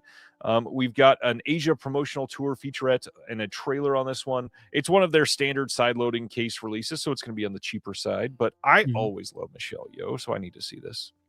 Yeah, never heard of it, but Michelle Yeoh is an instant sell. Yes, please. Silent Mandible says they're doing Altered Innocence. I believe they've only done like one or two, I think. Although I think that was a long time ago. If I misspoke, I could have swore Altered Innocence had done one or two over there. I see everybody going crazy now, so let me pull it up. Looking at yeah, Altered Innocence is listed as a partner label. It says no products found. They must have removed it. They had done one or two way back when. But yeah, it's not up on their site anymore. I wonder if it didn't sell well or they lost the rights or something. Yeah, Altered Innocence had been related to Radiance, but looks like there's nothing on the site. Maybe there's more in the works, though. All right, next up. Beijing Bicycle from 2001 is also coming from Imprint Asia on that same day, April 29th. This one says, once banned in China, Beijing Bicycle is the acclaimed drama from writer-director Wang Xiaoshui. That's not how you say that. I'm sorry. Which won the Jury Grand Prix Silver Bear Award at the Berlin International Film Festival. And it's about a 17-year-old country boy working in Beijing as a courier, and he has his bicycle stolen and finds it with a schoolboy his age. This is going to have the film and a trailer. And that is it, sadly.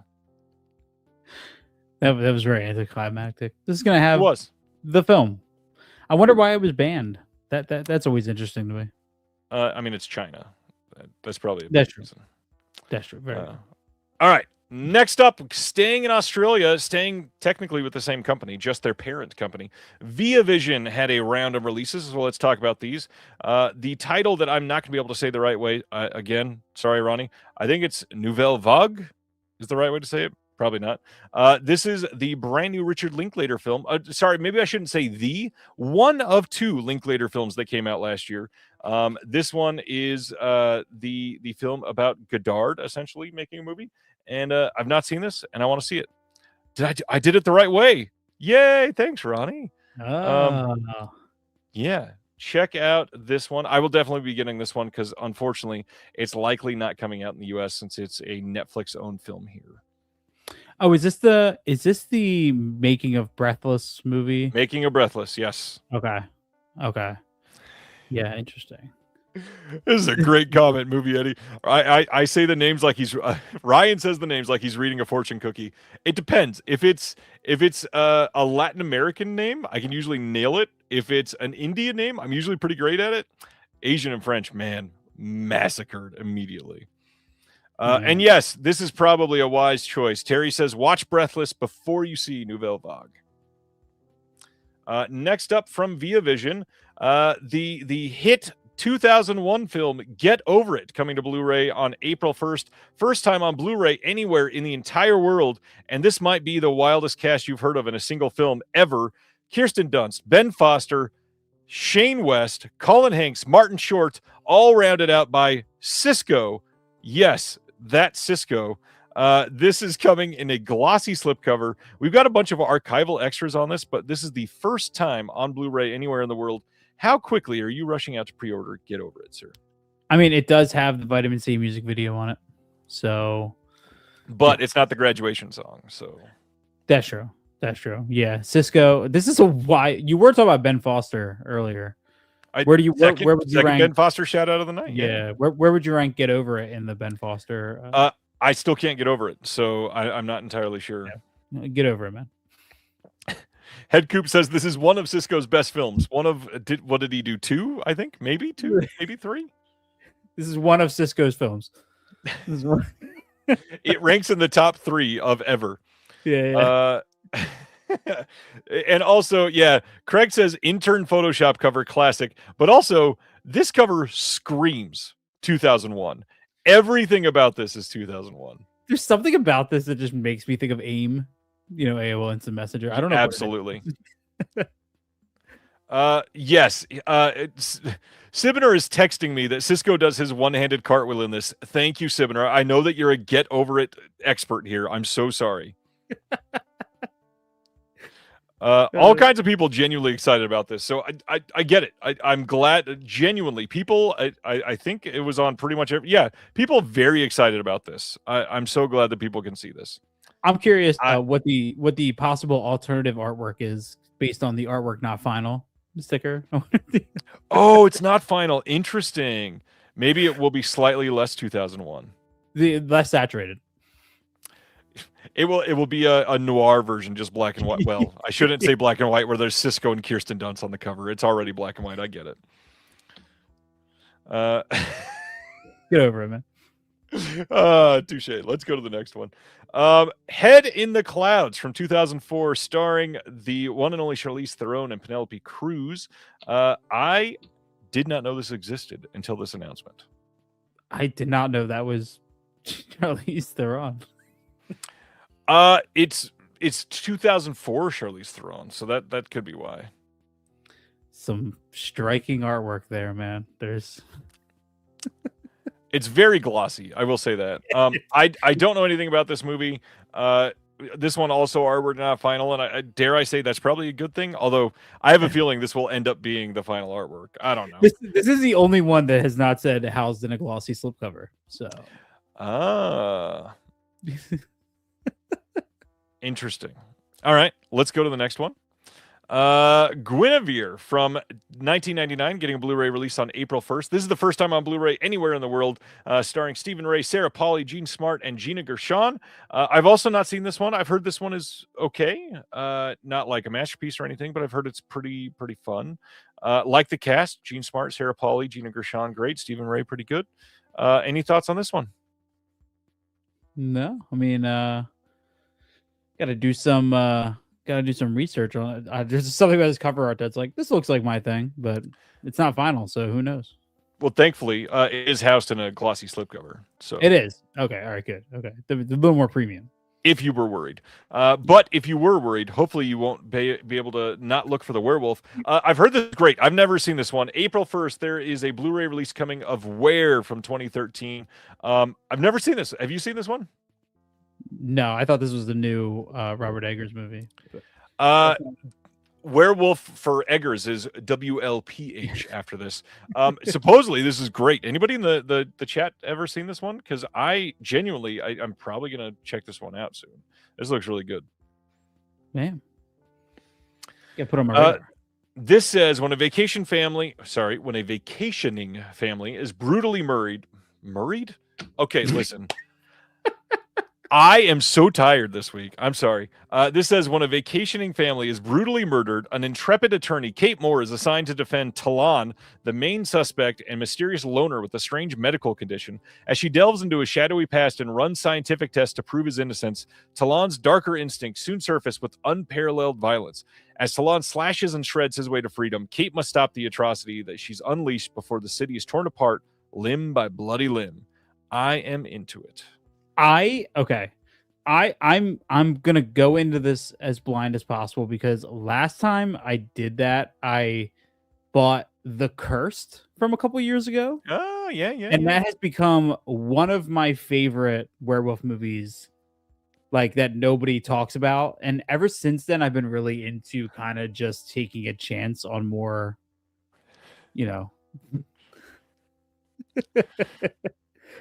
murraying me. It does kind of look like Uma Thurman. You're right, Head Coop. And yeah, I saw that. I saw that misspelling, Rob. It says strosity instead of atrocity. All right. Yes. My point is, I'll probably take a chance on this. I am going to go to the next one, and this one is April 15th from Via Vision, and this is Space Station 76 from 2014. This is a first time anywhere in the world on Blu-ray as well. This is starring Liv Tyler, Patrick Wilson, and Matt Boomer. I got to be honest, another one I'd never heard of. This looks like a limited series or something. No, this is a film from 12 years ago. I'd never heard of it. Had you heard of this one? No. But again, just the eyes on these covers are getting to me in a way I don't understand. There's something about the eyes and all of these that are just, Yeah. They say the eyes, are the window of the soul or whatever they say, and all the eyes on all these covers are just. Did I say Matt Boomer? I meant Matt Boomer. I'm so sorry. Matt Boomer. I can't pronounce French names, Ronnie. I'm sorry. Yes, Matt Boomer is now a French name. Yeah, I thought this was like a Farscape spinoff, just based on the cover. Real quick, it looks like Farscape meets Doctor Who or something. Yeah, see the eyes, man. I don't know, something. Good thing it's not final. It is kind of creepy. There's no depth to the eyes. They're like just flat and white. I don't know what's going on. Patrick Wilson looks like Paul Newman here a little bit, yeah. Head Coop says, I remember this. Wasn't this some kind of early YouTube project or something? Ooh, that could be an answer. I feel like Patrick Wilson is the only guy who could wear those disguise goggles and you would still know it's Patrick Wilson. You know what I mean? Like, I feel like you put on the one with the nose, you'd be like, it's Patrick Wilson. Yeah. Rollnecks in space. All right, going to the next one. The White Countess from 2005 is coming to Blu-ray on April 15th from Via Vision. This is the first time anywhere in the world on Blu-ray as well, which is still crazy to me because this is the final Merchant Ivory film. How is that not a big enough thing to get a Blu-ray release immediately? We got a Ray Fine performance here. Vanessa Redgrave, Lynn Redgrave on this one. Just a crazy cast. Never seen this, but it's Merchant Ivory. Like I feel like it's probably not great because it's 2005, but I feel like I got to see this. I know nothing about it, man. This one, I have nothing to say. Do you know anything about Merchant Ivory? I don't. Merchant Ivory is a legendary producer and director combo that has done all kinds of stuff over years. I'll do research after the show. I will fill this gap. Both Redgraves with an E in the word both is I feel like that's an attack on me, Adam, and I appreciate it. I know it wasn't. I'm just being silly. All right, let's go to the next one. Hello down there. For the first time on Blu-ray anywhere in the world on April 15th, 1969 film with Janet Leigh, Roddy McDowall, and Tony Randall. Yeah, hello down there. Any thoughts? Hello? No? All right. Hi to you as well. Elvis, Easy Come, Easy Go from 1967 is coming to Blu-ray on April 15th from Via Vision. And I think this is the last one. This is on Blu-ray for the first time anywhere in the world. And supposedly, this is a terrible movie. I've never seen it, but that's what all the comments said. I'm very curious about this one. I've only ever seen, I think, 1 or 2 Elvis movies. This is probably not great if everybody's saying it's real bad. Yeah, yeah. The last Elvis movie I saw was the Baz Luhrmann Elvis film. So not even an Elvis movie. Nice. Yeah, yeah, you're right. You're right. Yeah, sorry about that.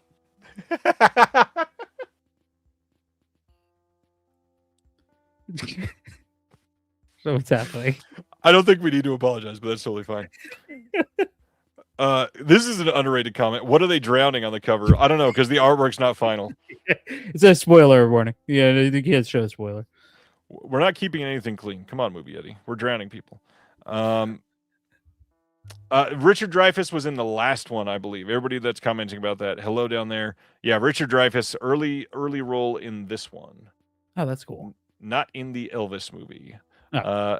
Unless they're trying to drown Richard Dreyfuss. That's who they're trying to drown. I guess. Hey, new episode of Wild Side, the official Mondo Macabro podcast. Everybody should go check this out. It's a very fun episode, and Chris did it without me, and it's great. If you are on the Vinegar Syndrome Discord, you probably know the name Piss Wizard, as he is a frequent user on that Discord, and he is brilliant in this episode. Go check it out. Also, another self-promotion sort of moment. Go check out Sleepover Trading in Catskill, New York, if you're in the area. They've got a wonderful store that they are selling all kinds of nostalgic and incredible items, and they are now stocking the Physical Media Advocate. Check it out. They would love to have you.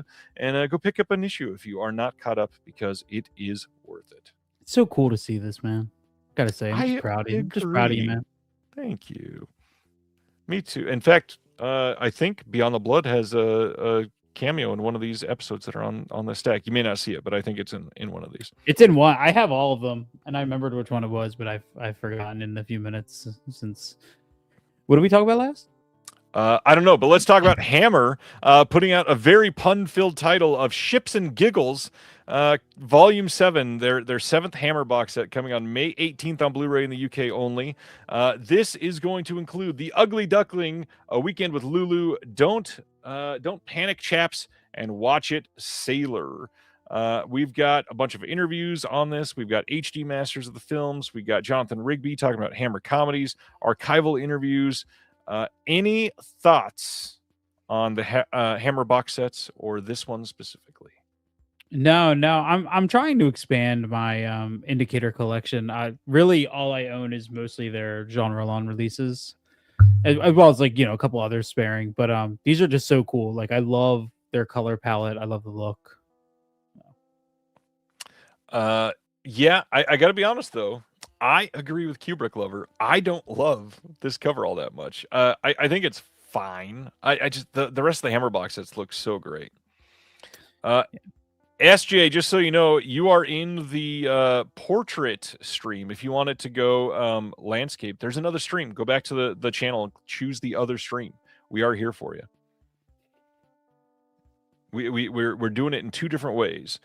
So Hammer, on this one, they've also got a whole bunch of old stuff on here that is great. So we've got Leslie Phillips Asks from 1960. This is a charity appeal film. We've got Up in the Air from 1969, a feature-length Children's Film Foundation production set in a Victorian boarding school. That's pretty rad. We've got a booklet on this one, of course, with new essays by Josephine Bottling, Melanie Williams, David Cottis, and Mark Fryers, an archival article on The Ugly Duckling, extracts from the original press books, and more. Crazy. Lots of stuff on these box sets. Indicator does great stuff. Yeah. I think we should bring back chaps in the vocabulary. Yeah. That's that would be a fun one. Like Chris, how often do you wear chaps? Well, I was talking about in a reference of if I'm explaining a group of people. I know what you meant, but this was I mean, I tried. Yeah. And I agree with Ronnie, especially when you zoom in on just one portion of this. Speaking of the eyes. Yes, I would say that guy looks like a perv, specifically when you zoom in on this portion. Good Lord. All right, that is the Hammer box set, Ships and Giggles. I love that. That's great. That's great. Yeah. Next up, April 21st, 4K, Blu-ray, and DVD releases coming from Wellgo USA of The Forbidden City from 2025. This is supposedly really great. It says, from Gabrielle Mainetti, director of They Call Me G Robot and Freaks Out, comes the action-packed tale of two strangers seeking the truth and vengeance. May arrives in Rome looking for her missing sister, and along the way meets Marcello, who is desperate to find his father. Together, they will fight their way through the Roman underworld. Filled with lightning-paced martial arts, The Forbidden City is an action epic not to be missed, and I need to see this. Yeah, I feel like they put out such cool stuff. I'm just waiting for the day that, like, and it's probably never going to happen because Netflix, but I'm just waiting for the day that, The Night Comes for Us is like released by somebody like Welgo. You know what I mean? Yep. And it just feels like it would fit them perfectly to do something like that. Them and I got to be honest, I don't know how the rights are from other countries. I would love to see an Umbrella box set of The Night Comes for Us. Yeah, that's what I can see most realistically probably happening. That's like, I still talk about that movie as if I watched it yesterday. I fucking love The Night Comes for Us. Yep, I agree. And it would match perfectly with their release of The Raid. Yeah, yep. Next up, May 19th, the weirdest obsession of dads everywhere in 2005 and 6. The Da Vinci Code is coming to a 4K Steelbook near you to celebrate the 20th anniversary. The big thing is they've got the theatrical cut of the film, which is 148 minutes, and the 174-minute extended cut coming on 2 different 4K discs, plus a third disc, which is a Blu-ray of 17 production featurettes. Have you ever seen the Da Vinci Code? Yeah, at some point, like on, like TNT or something, and probably when I was in high school playing somewhere, but it's just not my speed. And Tom Hanks' hair, just something else here, man. Is it hair or is it like a dead bird? It's something dead. Simner, you shut your whore mouth. That was not slut shaming. Simner just said, "I love Nicholas Sparks. I can't judge." You shut up. Got it. Yes, the Da Vinci Code is at every thrift shop, not just Australia. I promise, Terry. Yeah, this is crazy. Back in 2006, weird, different life for Ryan. I had just started working at Union Pacific Railroad as a conductor, and I swear to God, every single engineer that drove trains that year at one point pulled out a copy of the Da Vinci Code to read while they were sitting on the train, and I have never understood the obsession with this. I feel like every day I learn something new about you, and I feel like we need a book about your side quests. I feel like you're like unlocking achievements all over the place. Yes, I used to be a conductor on the railroad. Not know you were a conductor at one point in your life. Yes, I was. I have been a conductor. It was a weird life. I did not last long because if you notice, when you need to work at the railroad and they've got the impossible task of taking the nation's industry from one side of the country to the other. It's really dumb to get hired there the year before a great recession. Turns out I got laid off pretty quickly. Early retirement. I had many retirements. This was one of those jobs. I got laid off from them in 1 year 43 times, literally. They used to bring me back for a weekend and then lay me off the next day. Sucks. Damn, sounds like a union. It was a union. All right, let's go to the next one. March 17th, a Blu-ray is coming in the U.S. from Sony Pictures Classics of The Corral from 2025. This is the Ray Fiennes film that only 8 people have seen worldwide, and all 8 are in this movie. We already talked about this about a month ago because it came out in the U.K. Any thoughts on The Corral? Did you see it last month, and did you love it? I'm not part of the 8. I'm sorry. Oh, I thought you might have been in this movie. I guess not. Yeah, I wasn't. All right, let's go to the next one, which is a movie. I feel terrible because I've been wanting to see this, and I blame... God damn it, Jeremy Long. March 17th on Blu-ray from Music Box Films, Zodiac Killer Project. I was supposed to watch this last year, but last year during Reconnected, when I was at Jeremy Long's house, I was technically at Alex's house for Sundance, I was live on this show, and they watched Zodiac Killer Project, did not wait for me. I missed it, and I still haven't seen it. Dying to see it. So glad that I get to see this finally on disc. I will absolutely be getting this disc. I've heard it's great. Jeremy loved it. Alex liked it a lot, I think. Yeah. Any thoughts on this one? No, yeah, this is one that I heard of that I want to see. I actually want to I want to get this and rewatch David Fincher's Zodiac and kind of do this like a double feature. I know it's a long double feature, but yeah, it's cool. Which one do you watch first when you're double featuring that? Probably David Fincher's Zodiac. Like mid-afternoon on like a Wednesday off. You know what I mean? That sounds fun. I have kids, so I don't know what you mean. I can't do that on a Wednesday. I have to do that spread across 5 days in the middle of the night, but I get it. Yeah. Well, the good news is I'm laid off from my conductor job right now, so you know what I mean, and I have no kids. So That was a very good yes and. I appreciate that. My answer for the double feature is you watch Zodiac until the scene on the beach, then you pause it, watch Zodiac Killer Project, and then go back and finish Zodiac. yeah, I mean, I don't know if I'm going to do it like that, but I'll keep it in mind. It's probably smart. You should not do that. All right, I'm going to go to the next one. Jason Statham's Shelter from this year is coming to Blu-ray and DVD soon and 4K at some point from Black Bear in the UK. This will likely get a US release as well, but just Statham doing Statham things. Any thought? No, I'm stoked he did it. I mean, this guy's had more jobs than anybody I've ever seen, and it's cool. I still think that it's wild to me that Jason Statham has never done a movie that went straight to video. Everything that he's done has always played in a theater, and that is crazy. Wow, whoa.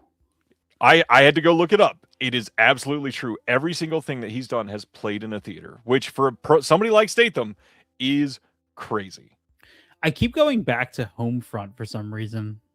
I don't know why. I don't know. It's a weird thing. I just keep going back to. I tried doing the Transporter movies and just can't. It's not my speed no more. Adam says, is Shelter in cinemas? At least 3 of them. I was looking at Cinemark showtimes today and it's still playing at least twice in South Jersey. So it was playing here this weekend too. So yeah, I didn't see it, but it's still there.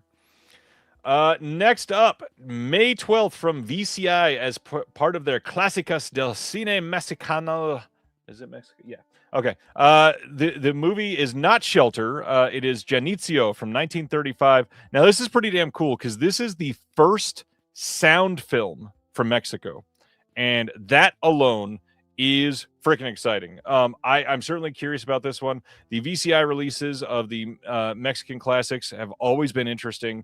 They're always pretty well made. The trailer for this, actually, it's not the trailer. You can find the whole movie on YouTube, by the way. It's still up on YouTube. It looks iffy, but I'm very curious to see what this is going to look like if it was restored or anything.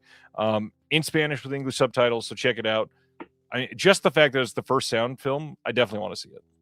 Well, to answer your question, it does say that it's a major 4K restoration. I don't have. Where does it say that? At the top, right under the name of the. just so you know. It's major. I completely overlooked that and just thought that's part of the Del Cine part. Those words blended into everything. The white on the stark brown background did not work in my mind. So, all right. And then, very good question, Craig. This is the last thing I was going to bring up. He says, where is that cover art from then? This film from 1935. I don't think this is a shot from the film or the poster. This is the major 4K restoration, man. Unbelievable what they've done here. Oh man, that's really funny. No idea where it's from, but I want to see it. May 12th, we're getting a Blu-ray release from Animigo of Alien 9 from 2001, an anime film that I know literally nothing about. Never even heard of it. That's okay though. Cool. Next up, April 17th on Blu-ray from Eclectic, a line that MVD is distributing that I've never heard of at all. Desperate Teenage Love Dolls and Love Doll Superstar, the sequel from 1984 and 1986. This is a music double feature that is made on a micro budget and cast with members of the Los Angeles punk scene. This is supposedly pretty great. We got 4K restorations from the original Super 8 film masters of Desperate Teenage Love Dolls, the 40th anniversary panel that is 35 minutes from the LA Times. Mark Olson conducting a Q&A of them. We've got lots of stuff on the disc, commentary tracks, deleted scenes and all takes, music video, making a featurette. This is great. Supposedly David Markey's pretty fantastic at what he does. This is done like very tongue-in-cheek, but I certainly want to see this. This sounds very interesting for sure. It took me like 2 minutes just to settle into the artwork.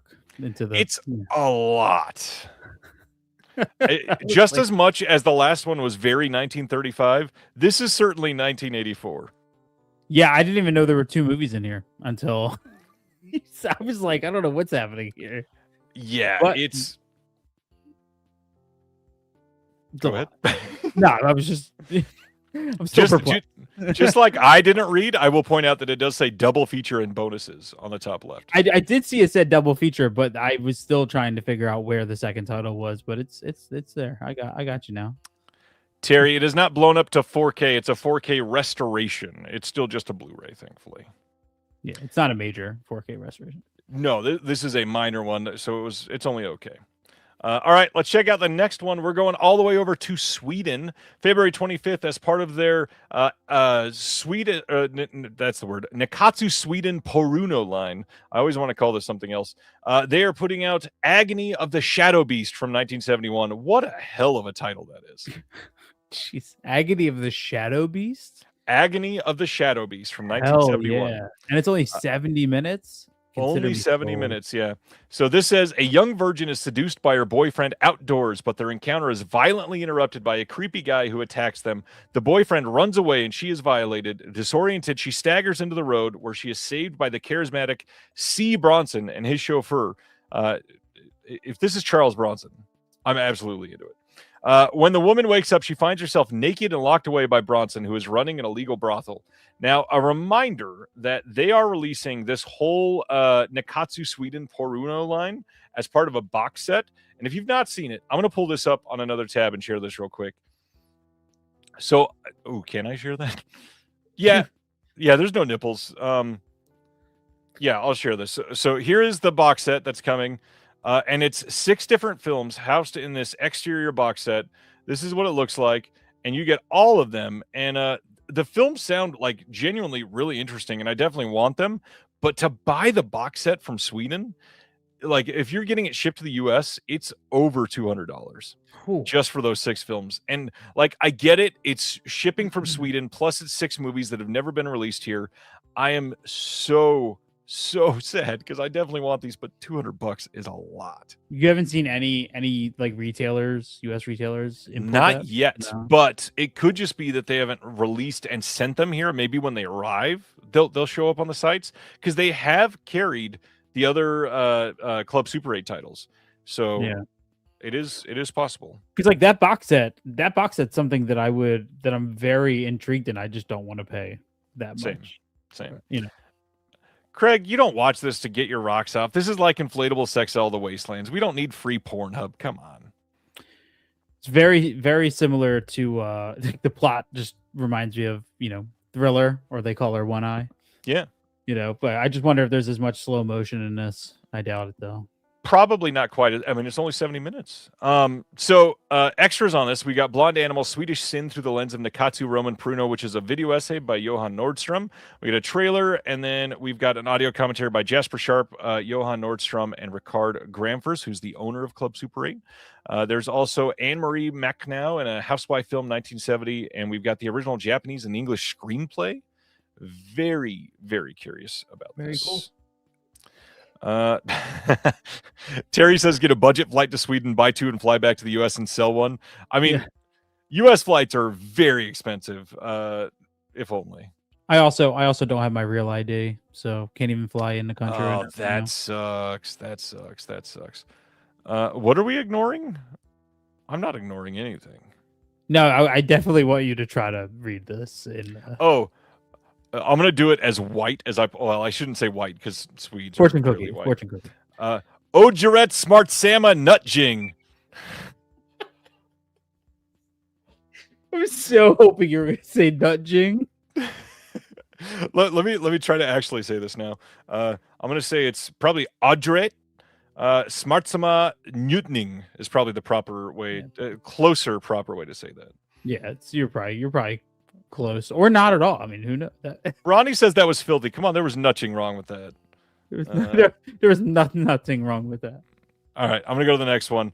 Let's talk about Dit Blonde Urette. This is from 1971 as well. This is Blonde Animal, coming on February 25th from Club Super 8.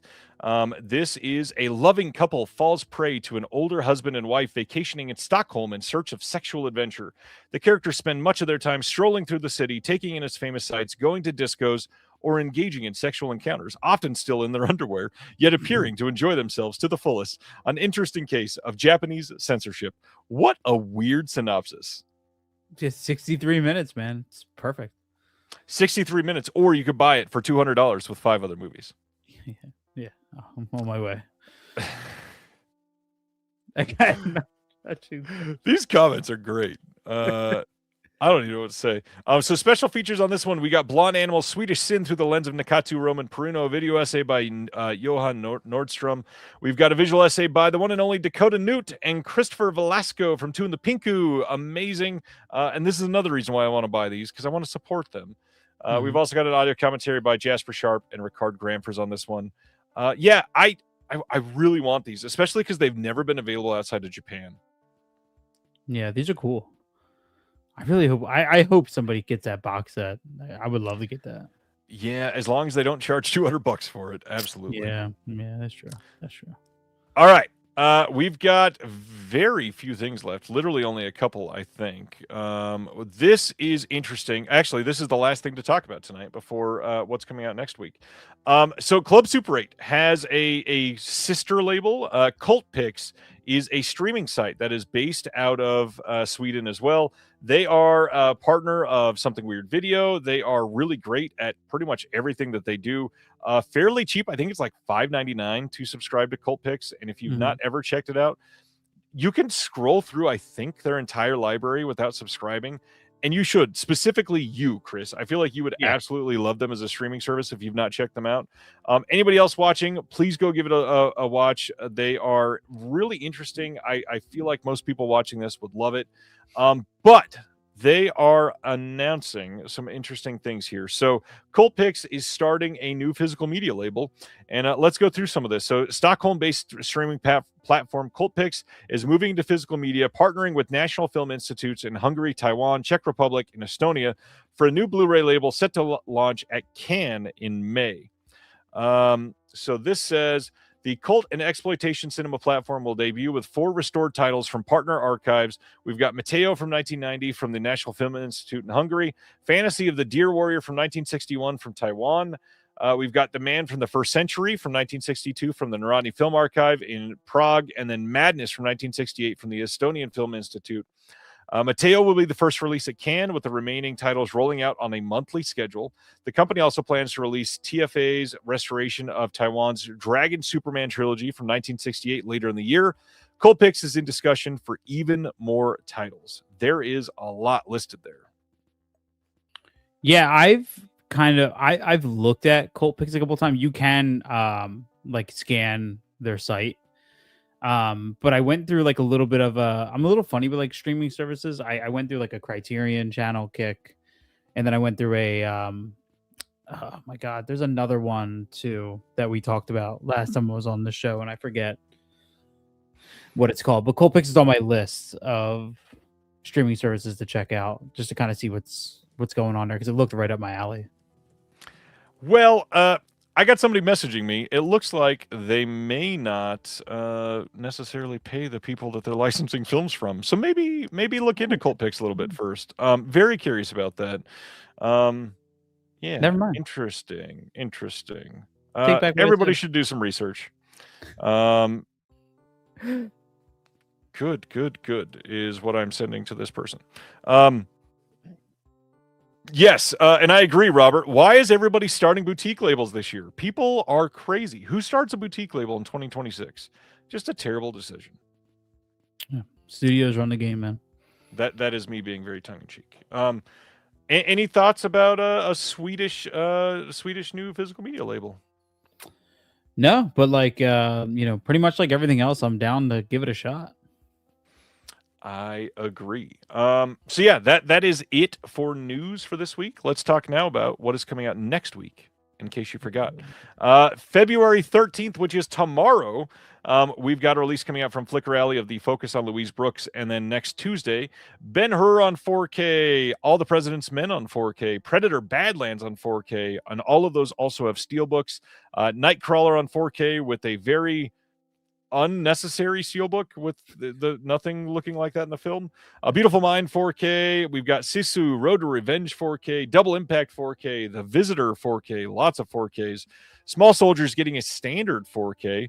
Now You See Me, Now You Don't 4K. The Eclipse series, Lubitsch musicals coming from Criterion. Rental Family on Blu-ray. Did you see Rental Family? I did not, but I've heard incredible things about it. It is so much better than I thought it was going to be. Yeah, just absolutely great. Cloud, did you see Cloud? I feel like you'd like Cloud too. Cloud is on my. I think I have Cloud pre-ordered. For sure, I haven't seen it, but I think I pre-ordered it. If you didn't, you should get the Eureka release that comes with Cloud and the Kurosawa film from 2001 or whatever it is. Yeah, I don't know which one I have pre-ordered. I'll have to double check after the show. Five Nights at Freddy's 2 coming on 4K next week. Did you see that one? I'm just kidding. That movie's bad. Dexter Resurrection, the complete first season. Scream 4K getting reissued next week. The new Death Stalker. Silent Night, Deadly Night, the new version of that from Cineverse coming out next week. The Doors 4K Steelbook from Lionsgate Limited. Mean Girls 4K getting a reissue. Song Sung Blue coming out on Blu-ray next week. Dead Silence 4K, maybe the best looking steelbook coming out this week.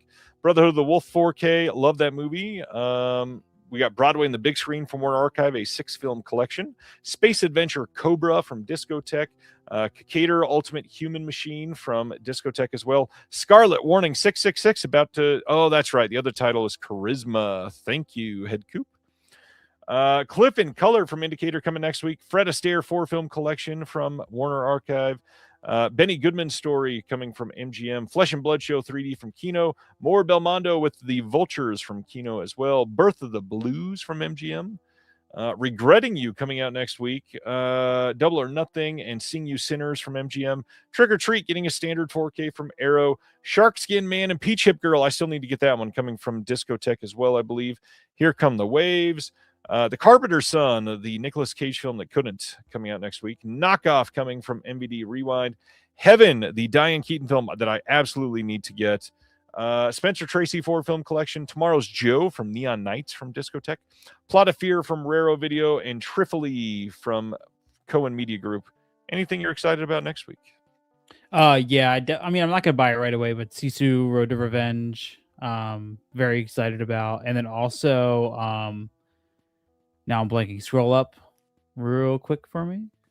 I'm completely blanking on what else I was going to scroll back down a little bit. I just literally had 2 titles in my head, and I was like, which ones am I now? Silent Night, Deadly Night for you, probably. I'm going to wait because I don't want to buy that now and then have it sit on the shelf until Christmas when I watch it again. You know what I mean? I don't know if I'm going to do that. There's something about that Doors one I absolutely hate. The Technicolor hair on the other side is crazy. Yeah, there's something about that I don't like. Definitely intrigued by The Visitor. I don't think there's really anything else that I'm like specifically looking to pick up. A lot of stuff that like I'm just kind of gonna hold out on. You know what I mean? Yeah. Like stuff I want, but like I don't feel the need to just grab right now. I get it.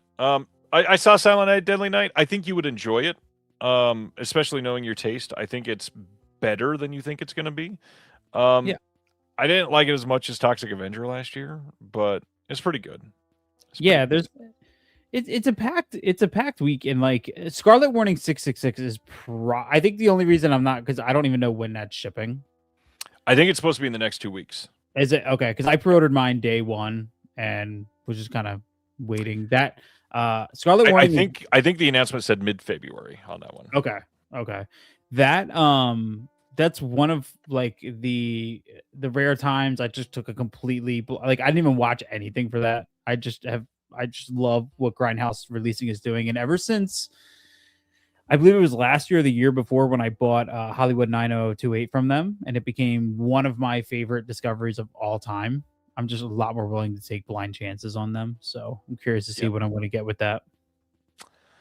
Well, before we get into our discussion on transgressive romance films, there is one thing that we didn't highlight too much, which we probably should, and that is Sunday night at 7 p.m. Eastern, 4 p.m. Pacific. We are hosting, you and I, the Shelf Shock Rewind Awards for 2025, the fourth annual and my final Shelf Shock hosting gig. Everybody come check it out. We've got a bunch of people that are going to be here to keep you entertained. We got some great videos that I can't wait to share. We got some names involved that I hope you'll recognize. We got some people that I'm just stoked that were able to do some things with us. We've got some big awards to release and share with everybody. Some titles came out last year that were just amazing. And speaking of Grindhouse releasing, they had a big title last year that they could win an award or 7. We'll see. Anything else about Shelf Shock that you're excited about? Yeah, I mean, just the whole thing, man. It's honestly like over the last few years, I've put myself out there enough that I'm not as nervous about doing this stuff, and I'm not nervous about doing this, just anxiously excited and so honored that that you asked me to do this, man. I hope I'm a good co-host. I hope so too. If not, I mean, we'll have to just disown you, but that's okay. I mean, still, I'll just leave mid-show. Well, you may not have to leave. I'll just kick you. It's okay. Right. No, I can't wait. Hopefully people enjoy it. It is a bear to put together, but man, I feel like it is so worth it every year. I can't believe this is already the 4th one. I know that's a weird thing to like, man, it's only been 4, but it's 4. It is 4 years of a shit ton of work. And I hope you see how much it's been now with everything that's been going on. And it is a production to put together. I've never doubted that. And honestly, it's something where like even still, in the group chat, the friends that I'm with and with Steve, my host on Beyond the Blood, it's been something I've been nonstop talking about because it just feels like such an honor, to be a part of. And it's very like it's very humbling. I don't even know if I would say humbling. It's interesting. It's so funny to see like the progression of like I remember the first Shelf Shock Rewind and watching, and then now to be on number 4, but to be on your final one, it's definitely like a really cool feeling that I kind of get like a little emotional thinking about. Honestly, it's something that I take very, very personally, and I really appreciate more than you'll ever know, to be honest. Aw. Well, on that note, that felt very romantic. Let's talk about transgressive romance. I'm so excited to have this conversation because I love like alternative romance films or like weirdo love stories or anything that can go down the dark route associated with this. And not all of mine are dark. In fact, I purposefully chose a couple that are very not dark and in between some crazy dark movies. So my list is dark. My list is mostly dark. It's at least, well, it's exactly 60% dark. Let's get into it. What is the first one that you want to talk about tonight? Well, I also want to say I also wrote like Hallmark card quotes for all of these. So very excited to share those with you. So I was trying to think of this over the last because we had a different idea up until yesterday, and then we decided to switch it up. And I was like, man, what is right up my alley that I could talk about? So number 1, I have High Tension from 2003. Good movie. Which it's always I remember my relationship with that movie goes back so far. I remember having the DVD. I should not have had this DVD at the age that I was, and thinking the whole entire time that it's just a whatever psychological slasher movie. Now that I've rewatched it so many times, and that you have the Second Sight release, and it's in the French Extremity box set, I've really come around to it as a twisted romance. I mean, literally, the alternate title was Switchblade Romance. Yep. For it. It's a movie that I love so much. I think it's still Alexandra Aja's best film. Yeah. That's a hot take. I completely disagree, but okay, that's cool. Yeah, I love it. And my Hallmark Valentine's Day card for this was Are you French, or is Alexandra Aja just happy to see me? I don't know why. I don't know what that has to do with anything, but that's my hallmark quote. What's your take on High Tension? I am one of those people that likes this movie a lot and does not love the ending. I love Alexander Aja. I think he is great at what he does. I I just think he's done better, and I think this really set up his career for success. It's a really great paving the way for the next steps of what comes after this. He learned a lot from this movie. I think he Mhm. improved a lot after this movie. Give me more Aja. I want to see him make a lot more movies for sure. Yeah. I think I'm always shocked at how violent this movie is and how violent that house assault is. Yeah. Like the staircase, head through the banister, crushed, basically decapitated by the drawer or the bureau kill. Yeah. I've always loved the moment of her in the closet, with the mom getting killed. Like there's maybe it's nostalgia that drives a lot of my love for it. And it could possibly be. I said it was his best, but I would argue that Hills Have Eyes, That's the one. is probably better. But yeah, that was just my first pick when I was thinking about it.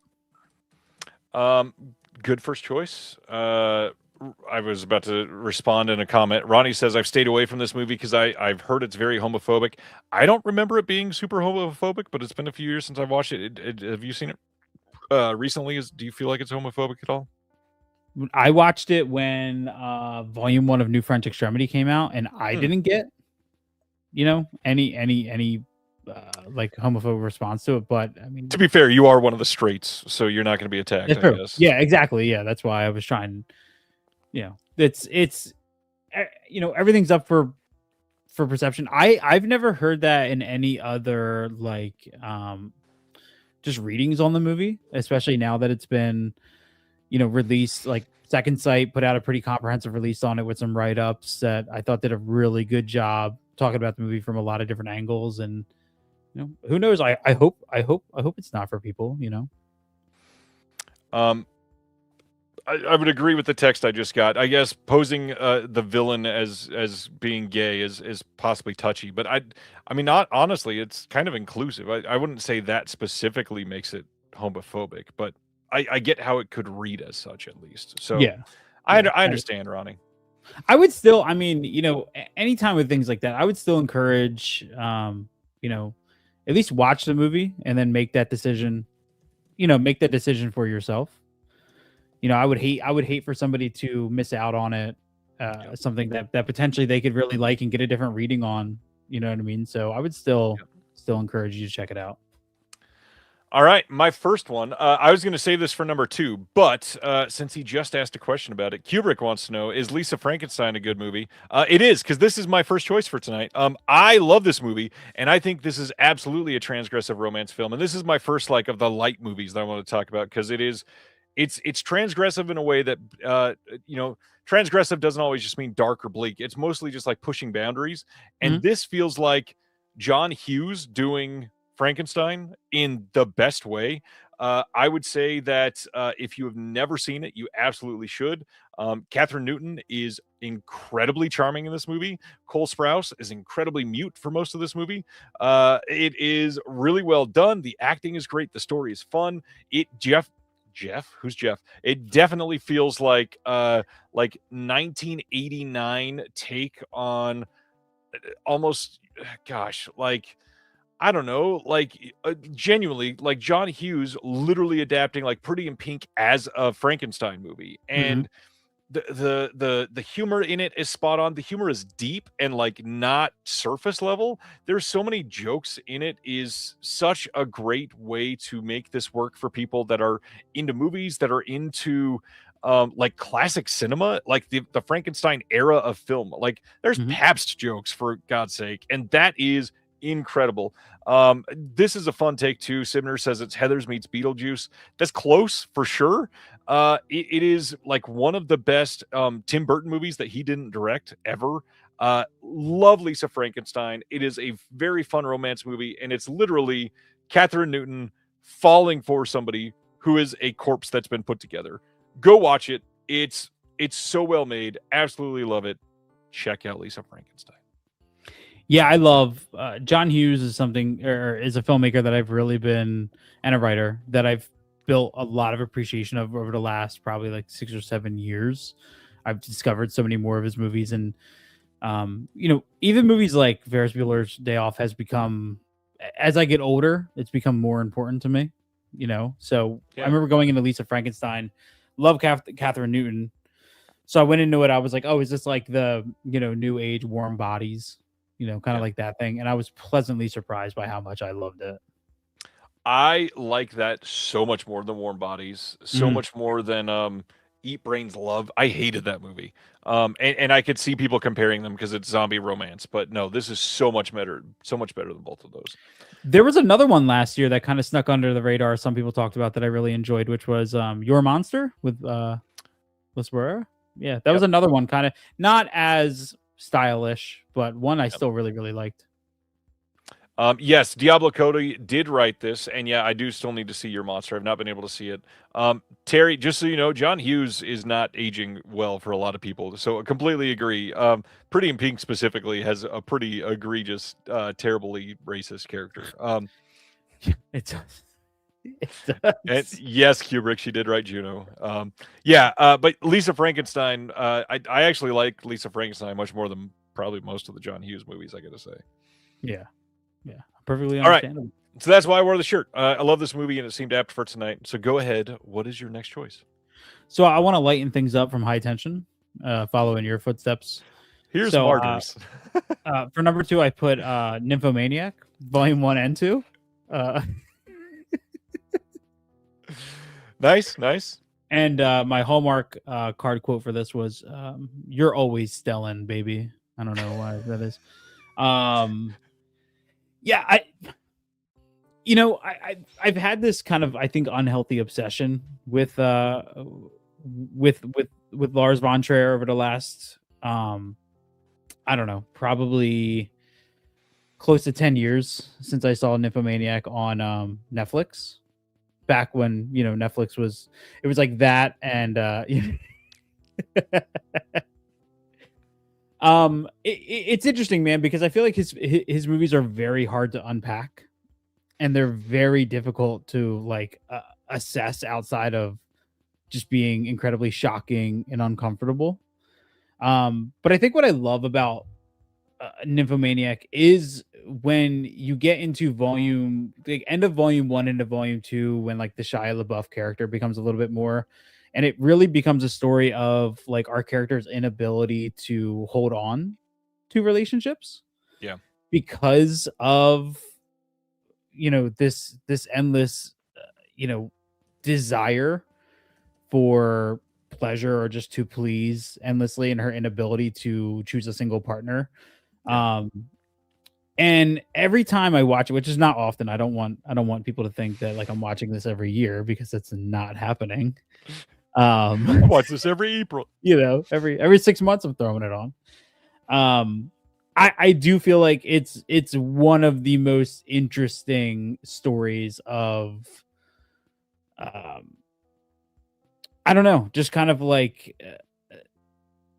sex and odd romance I've ever seen, if that makes any sense. You know what I mean?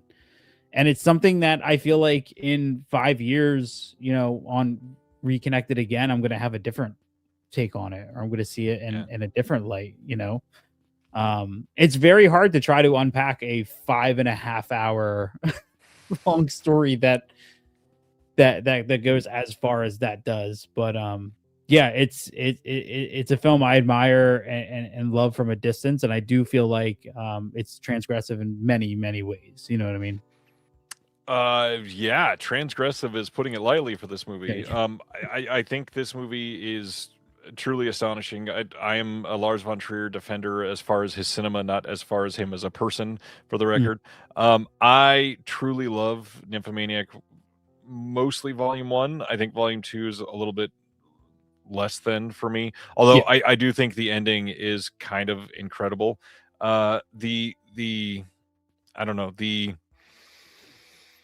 steps taken by Charlotte Gainsbourg in this movie are crazy. Like the trip that she goes on, starting and what she feels or technically doesn't feel Yeah. by the midway point of this, and then leading to the experiences that she has are it's crazy for a lot of people. Nothing about this movie will be relative in any way, Mhm. but the fact that you're watching this person go through these things and coping in ways that are more and more extreme is a hell of a journey, and like what movies are made for. Yeah. I truly like this movie in ways that I never anticipated. The weirdest thing for me is the first thing, just like many people probably, that I saw about this movie was those awful character posters that they did. There was Oh, like yeah. 8 character posters, and it was like Shia LaBeouf naked from the waist up, with a cigarette in his mouth, neck fully extended, like or supposedly orgasming, and Stellan Skarsgård naked from the waist up and like in the middle of supposedly having sex. All these other crazy things. Those are like they're meant to be. Holy shit! What movie is this going to be? This movie is so much deeper than that, and I understand Mhm. like the need to shock people and be like, "Oh God," and that's what he's lived off of for most of his career. This movie is so much better than those Yeah. character posters would have you believe.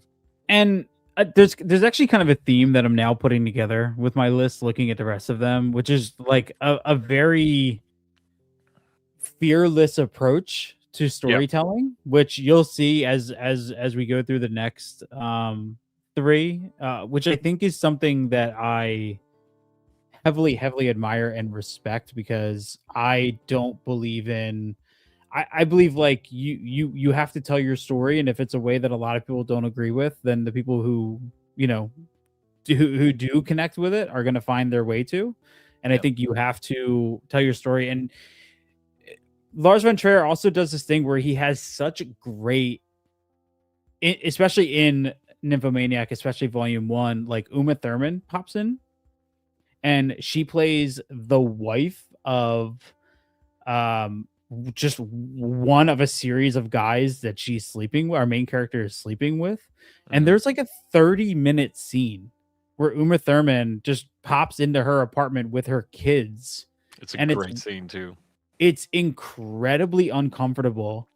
You feel terrible for everybody involved, and then Yeah, it just never comes up again, and she's incredible in it. So he has a way of like really zoning in on the impact that Charlotte Gainsbourg character, like what she's doing, has on even the guys in her life that she sees as just, 15-minute experiences with daily. It's yeah. really pretty incredible what he does.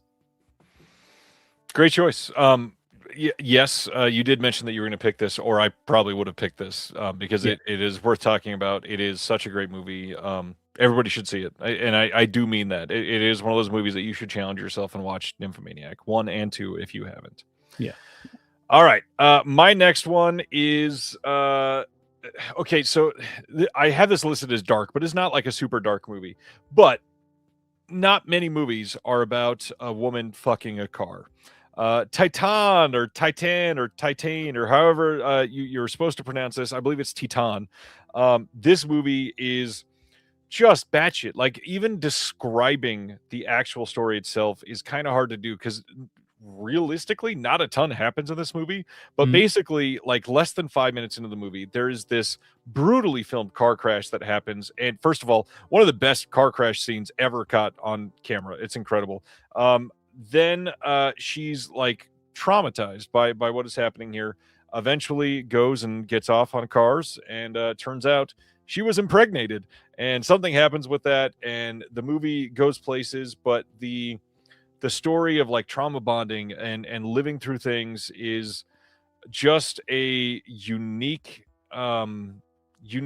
like in a way, masterpiece that I feel like still nowhere near enough people have seen. I think it is absolutely brilliant. I really hope someday we get a great release of this in the US, because there's not Mhm. like a really good release of this here. Even in the UK, like I would love to see Second Sight put this out and give some proper context to this movie, because somebody needs to put some good special features on there. Yeah. Love this movie, love her as a director. Titan, check it out. Yeah, it's like it's an interesting, I think, like partner film too with Crash. Yep. It's really, I remember actually I didn't like it the first time I watched it, and I held on to the Blu-ray, and I just remember, like, I think a couple years later throwing it in again and kind of admiring it from a different point of view. Visually, I love that movie. I think that movie shot gorgeous, but it is. Great pick, man. It's a good movie. Really good pick. Yeah. Yeah. My next one is, people are going to be like, you need to talk to your wife again over these next couple choices. You think it's appropriate for transgressive romance movies to talk about 2004's Anatomy of Hell? Probably.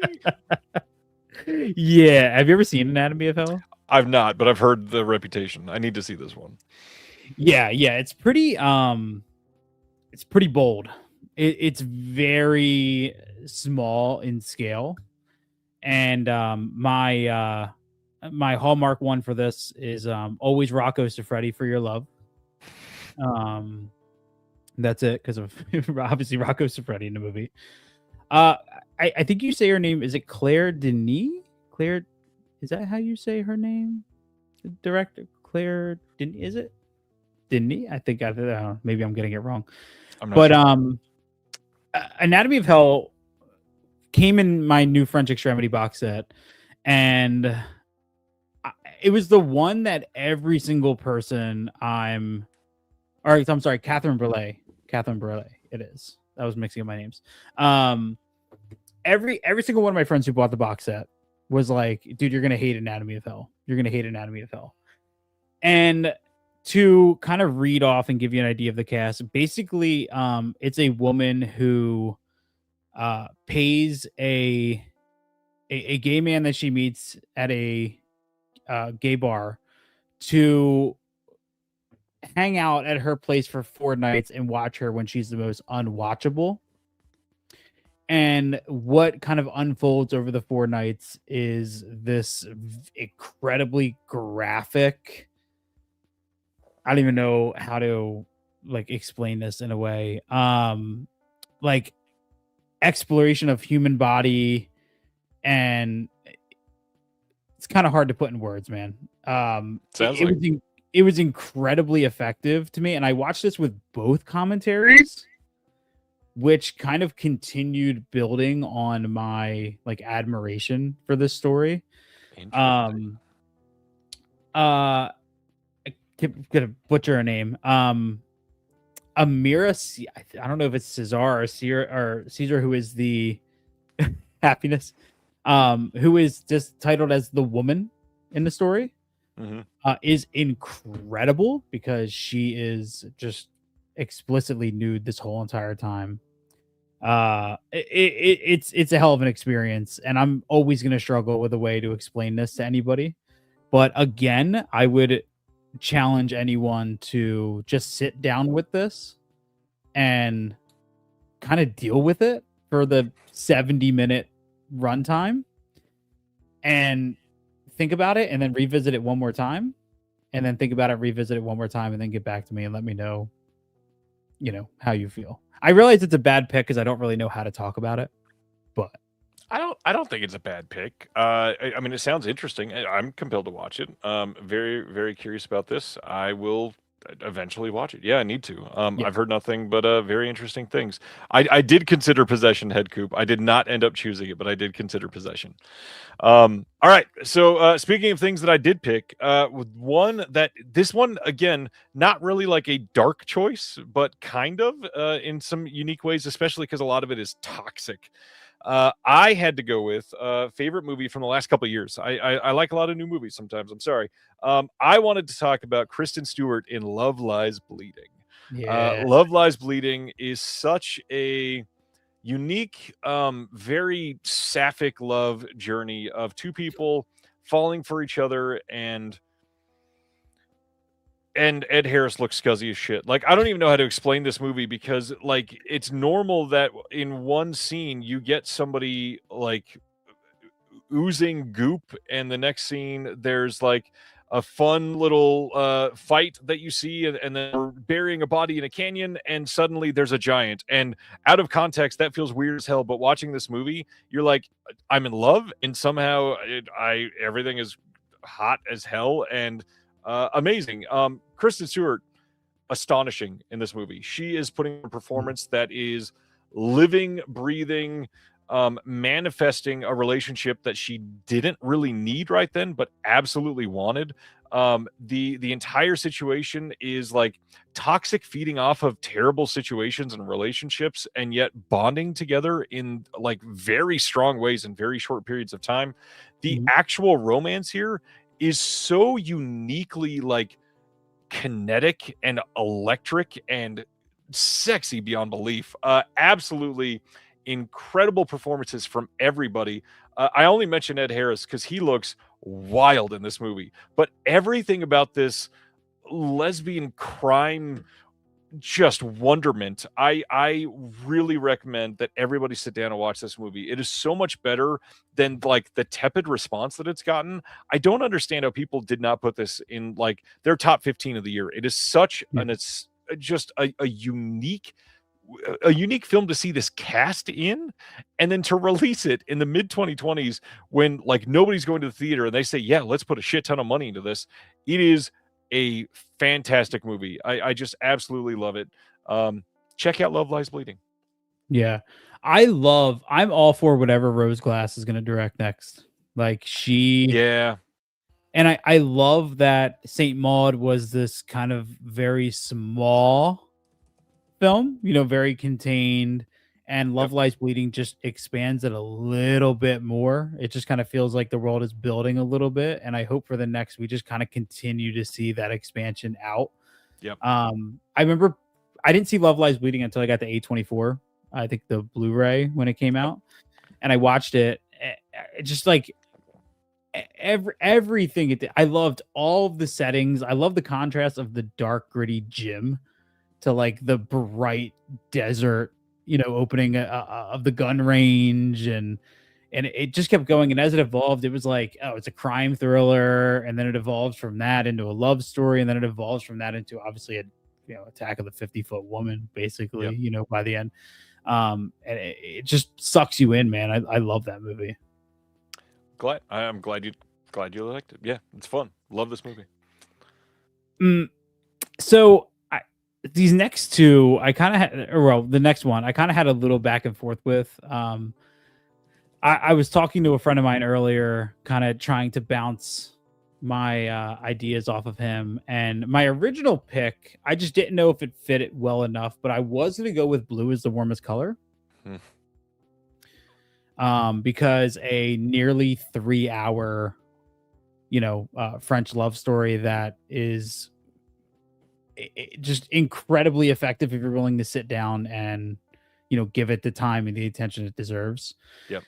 But then I was talking to this friend, and he brought up a movie that is incredibly sick, and I was like, well, I have to talk about that. It fits with my thing perfect.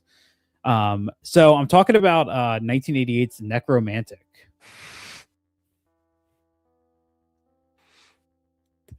All right. Are you a fan of I can never say his name, Jorg Buttgereit? Yes. Are you a fan?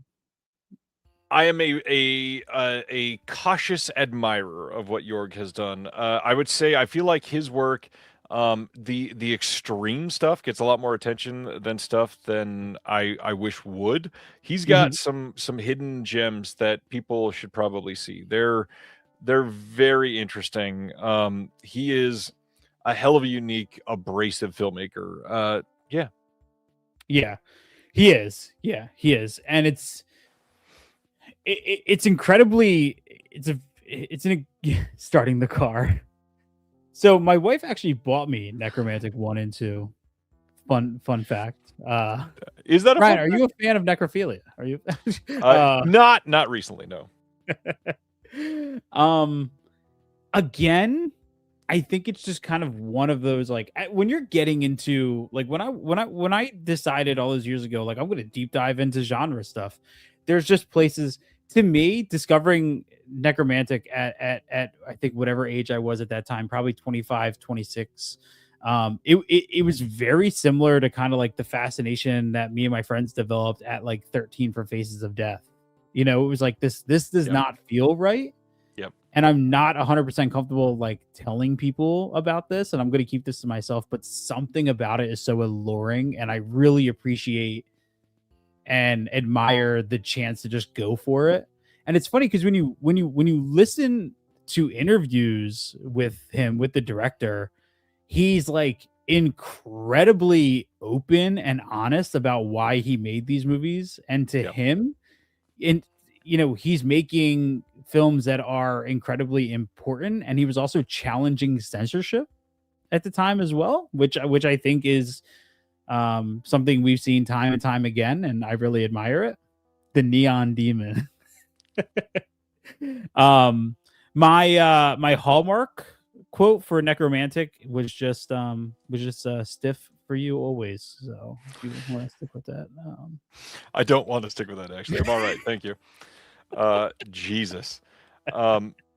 All right, I'm gonna do my other not abrasive one, so I can end on a really dour note for Sibner because he's worried about both of us. So my fourth one here is a movie that is transgressive in a unique way because it's mostly just a non-traditional romance film, and it's more like Lisa Frankenstein. It's not dark in any way, but it's kind of just like the movie Her, where it's like challenging what you can love as a romance film. And that is the Will Ferrell movie, Stranger Than Fiction. In Stranger Than Fiction, Will Ferrell is, I think his name is Harold Crick, if I remember right. He's playing a character that suddenly somebody is narrating his every move. And he starts to fall in love with Maggie Gyllenhaal in this movie and does a lot of unique things to follow this person. And he finds out who the narrator is. It's not Maggie Gyllenhaal. And the story just progresses in a way where you question, like, everything about your life. Is this real? How is the story happening? What is the end of this? How is this going to develop? Blah, blah, blah. Like lots of existential crisis questions that come up in regards to that. But I think it is a beautiful way to show like the process of building love and things like respecting who somebody is and answering their needs in unique ways. Like what I think is the best thing in this movie, and maybe the most romantic thing in almost any movie, is when Will Ferrell walks up to Maggie Gyllenhaal and hands her a bunch of brown paper bags full of something and says, "Here, I brought you flowers." She's a baker, and he went and bought her lots of different kinds of unique flowers to bake with. And it's just such a touching, unique, heartfelt moment, and it sets this film apart in a way that most movies don't. Great performances in this. This is Will Ferrell being different. I won't say it's like not comedic because there's funny things in it, but it's not Will Ferrell. It's very much him being a straight man, not only because he's in love with a woman, but because he is not joking like in the Jim Carrey, look, I'm so silly type of way. This is a unique situation, and the comedy is found in the nuance of that. And I love Stranger Than Fiction. Everybody needs to see this, and I feel like nobody talks about it anymore. Beautiful movie. Yeah, it's kind of like that and Everything Must Go. It's kind of like the two, more held back. Oh yeah. Performances. And I'm actually not a Will Ferrell like comedy fan. Very few times. I think he's annoying as hell. Yeah. But yeah, Stranger Than Fiction is great, and Everything Must Go is a favorite of mine from him. I need to watch that one again. That's been a long time since I saw that one. And yes, Kubrick lover Emma Thompson is in Stranger Than Fiction. She's the one that plays the narrator, actually, and she's brilliant in it as well. She's incredible. Yeah. So believe it or not, man, my final pick is actually the lightest of the bunch. Oh. How many people die in this one? Well, I don't know if anybody was expecting this. For my final pick, I actually went with a film from 1976, In the Realm of the Senses. Okay. Yeah. My Hallmark one for this is just Criterion. Nice. There's not even like a Hallmark pun or anything like that. Criterion? Nice. Yeah. I remember when I was kind of going on my Criterion, like anytime I go to the Criterion sales, I try not to buy the stuff that's like on my list to get. Yep. I try to just kind of peruse through and just pick up on things. And last year I think my big find was, I believe it's called Vengeance Is Mine. I believe was like my pickup. It was like a Japanese Yep. Crime film. Yeah, so I picked that was one last year, and then the year before was In the Realm of the Senses, and I think In the Realm of the Senses kind of gets a lot of the attention just for being a very graphic, NC-17 movie. It's one of the few with the Criterion like explicit warning stickers Yep. on the front. I don't think there's very many of those. But In the Realm of the Senses is just this beautiful evolution of kind of like discovery in a relationship. You have this very kind of you have this relationship that begins very kind of natural and normal, I would say, and then as the film evolves, it gets much more into the like sadomasochistic side of things as it evolves. And I think it's beautifully shot. I think it's a great story. It's one that I would have no problem like trying to convince my wife to sit down and just enjoy with me, though I doubt she will. And it's a movie that oddly enough I'd never heard of before I bought it, and just kind of fell in love with.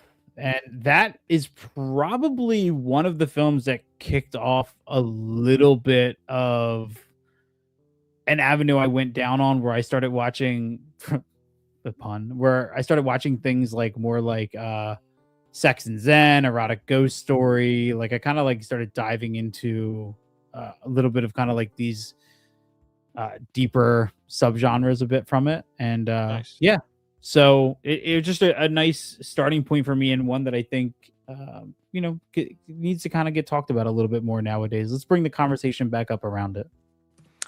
Yeah, good movie. Glad you picked this. Yeah, definitely a Criterion that I feel like everybody should love. You said pretty much everything. Yeah, good choice. Thank you. All right, now this is where I get super weird after everything that I just named. And this is where I had two on my list in case you named this one, and I just want to make a case because this is going to come across as terrible when I first say the name of this movie. I was just waiting to see if you picked it because I knew that you were going to pick stuff like Necromantic tonight.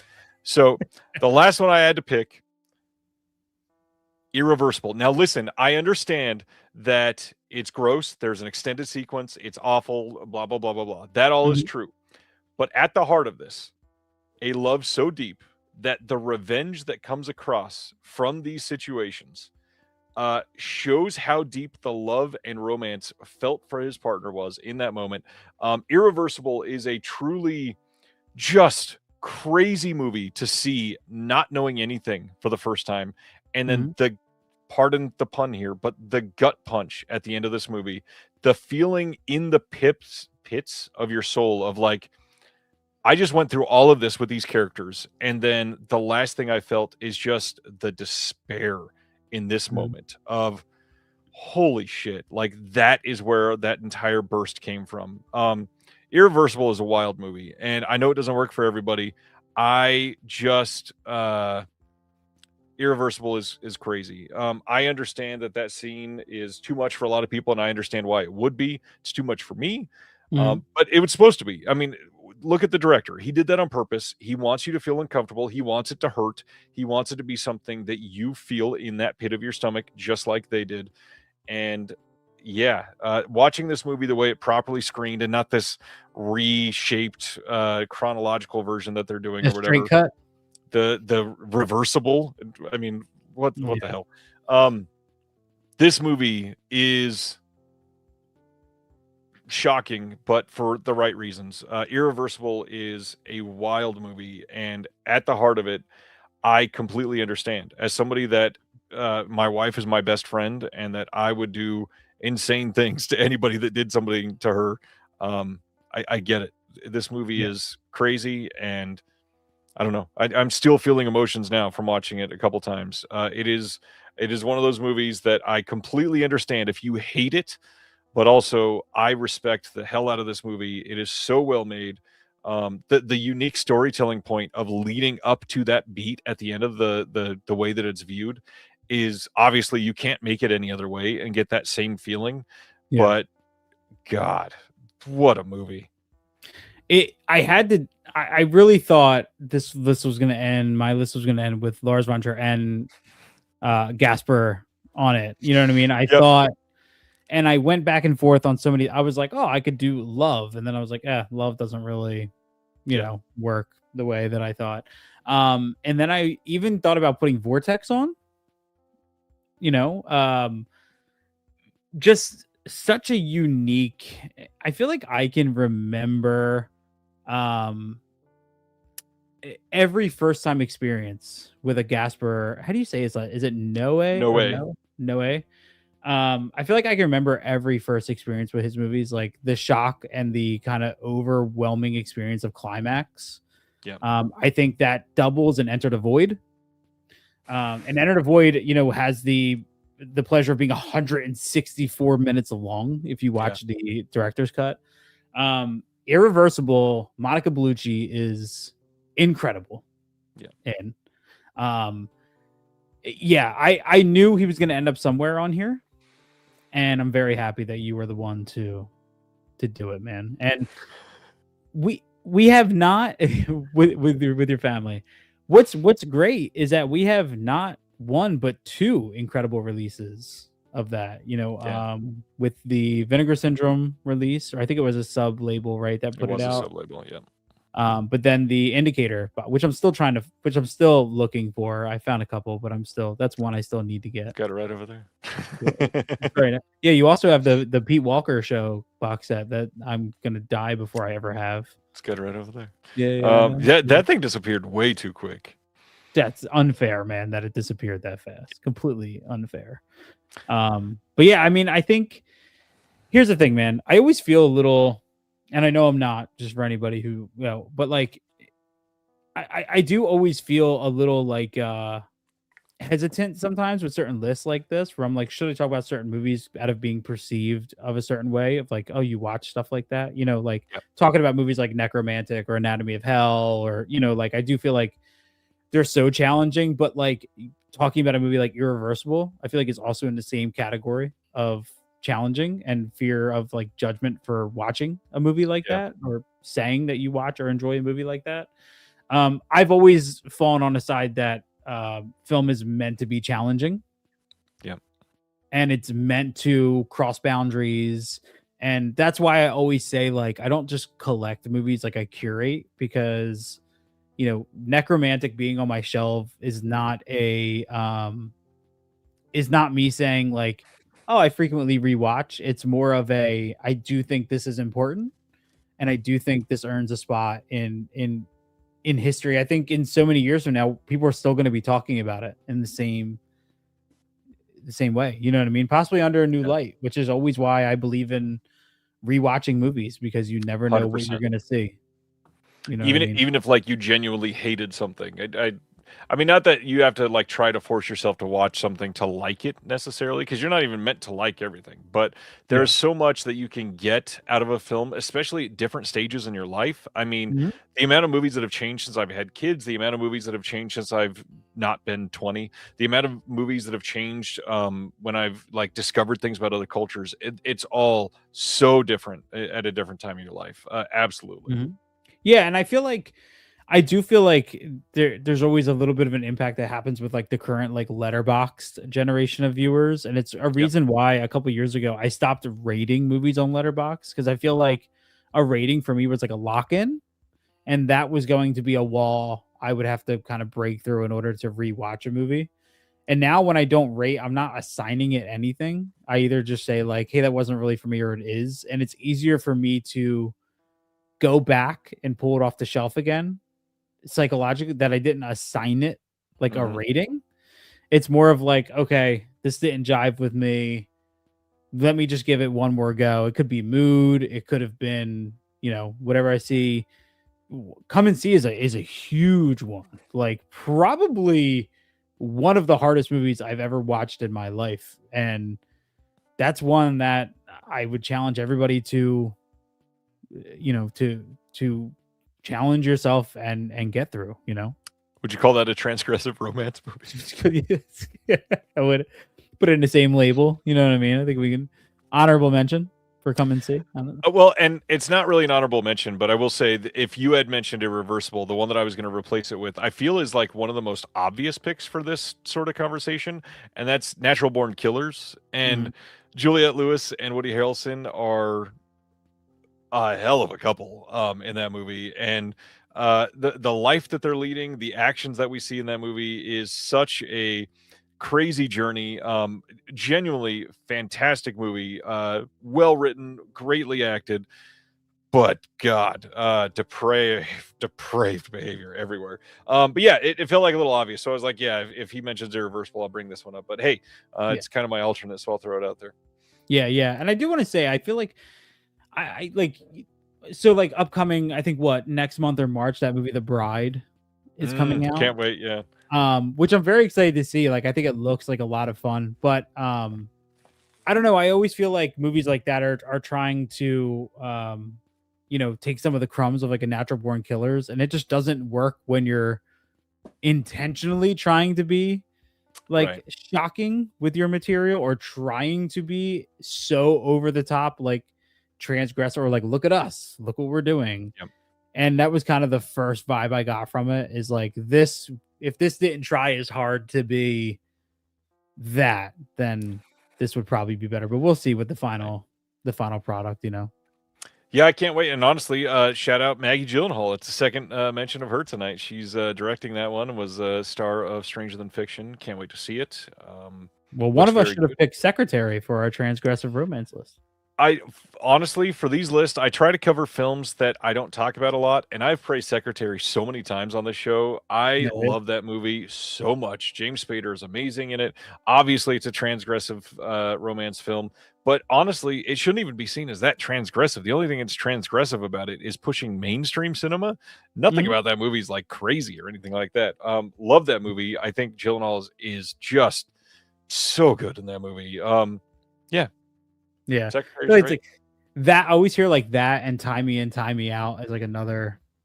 Like, Tie Me Up, Tie or Me Tie Down. Me Up, Tie Me Down. That's what it is. Sorry. Yeah, it's late. It's almost 1:00 in the morning here. Tie Me In would be very weird.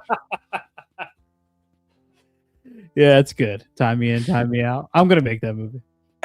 It is very late, and I got to get Chris to bed so he can be rested up for Sunday. Anything that you want to shout out for tonight? No, just again, I appreciate if anybody checks out the Beyond the Blood podcast.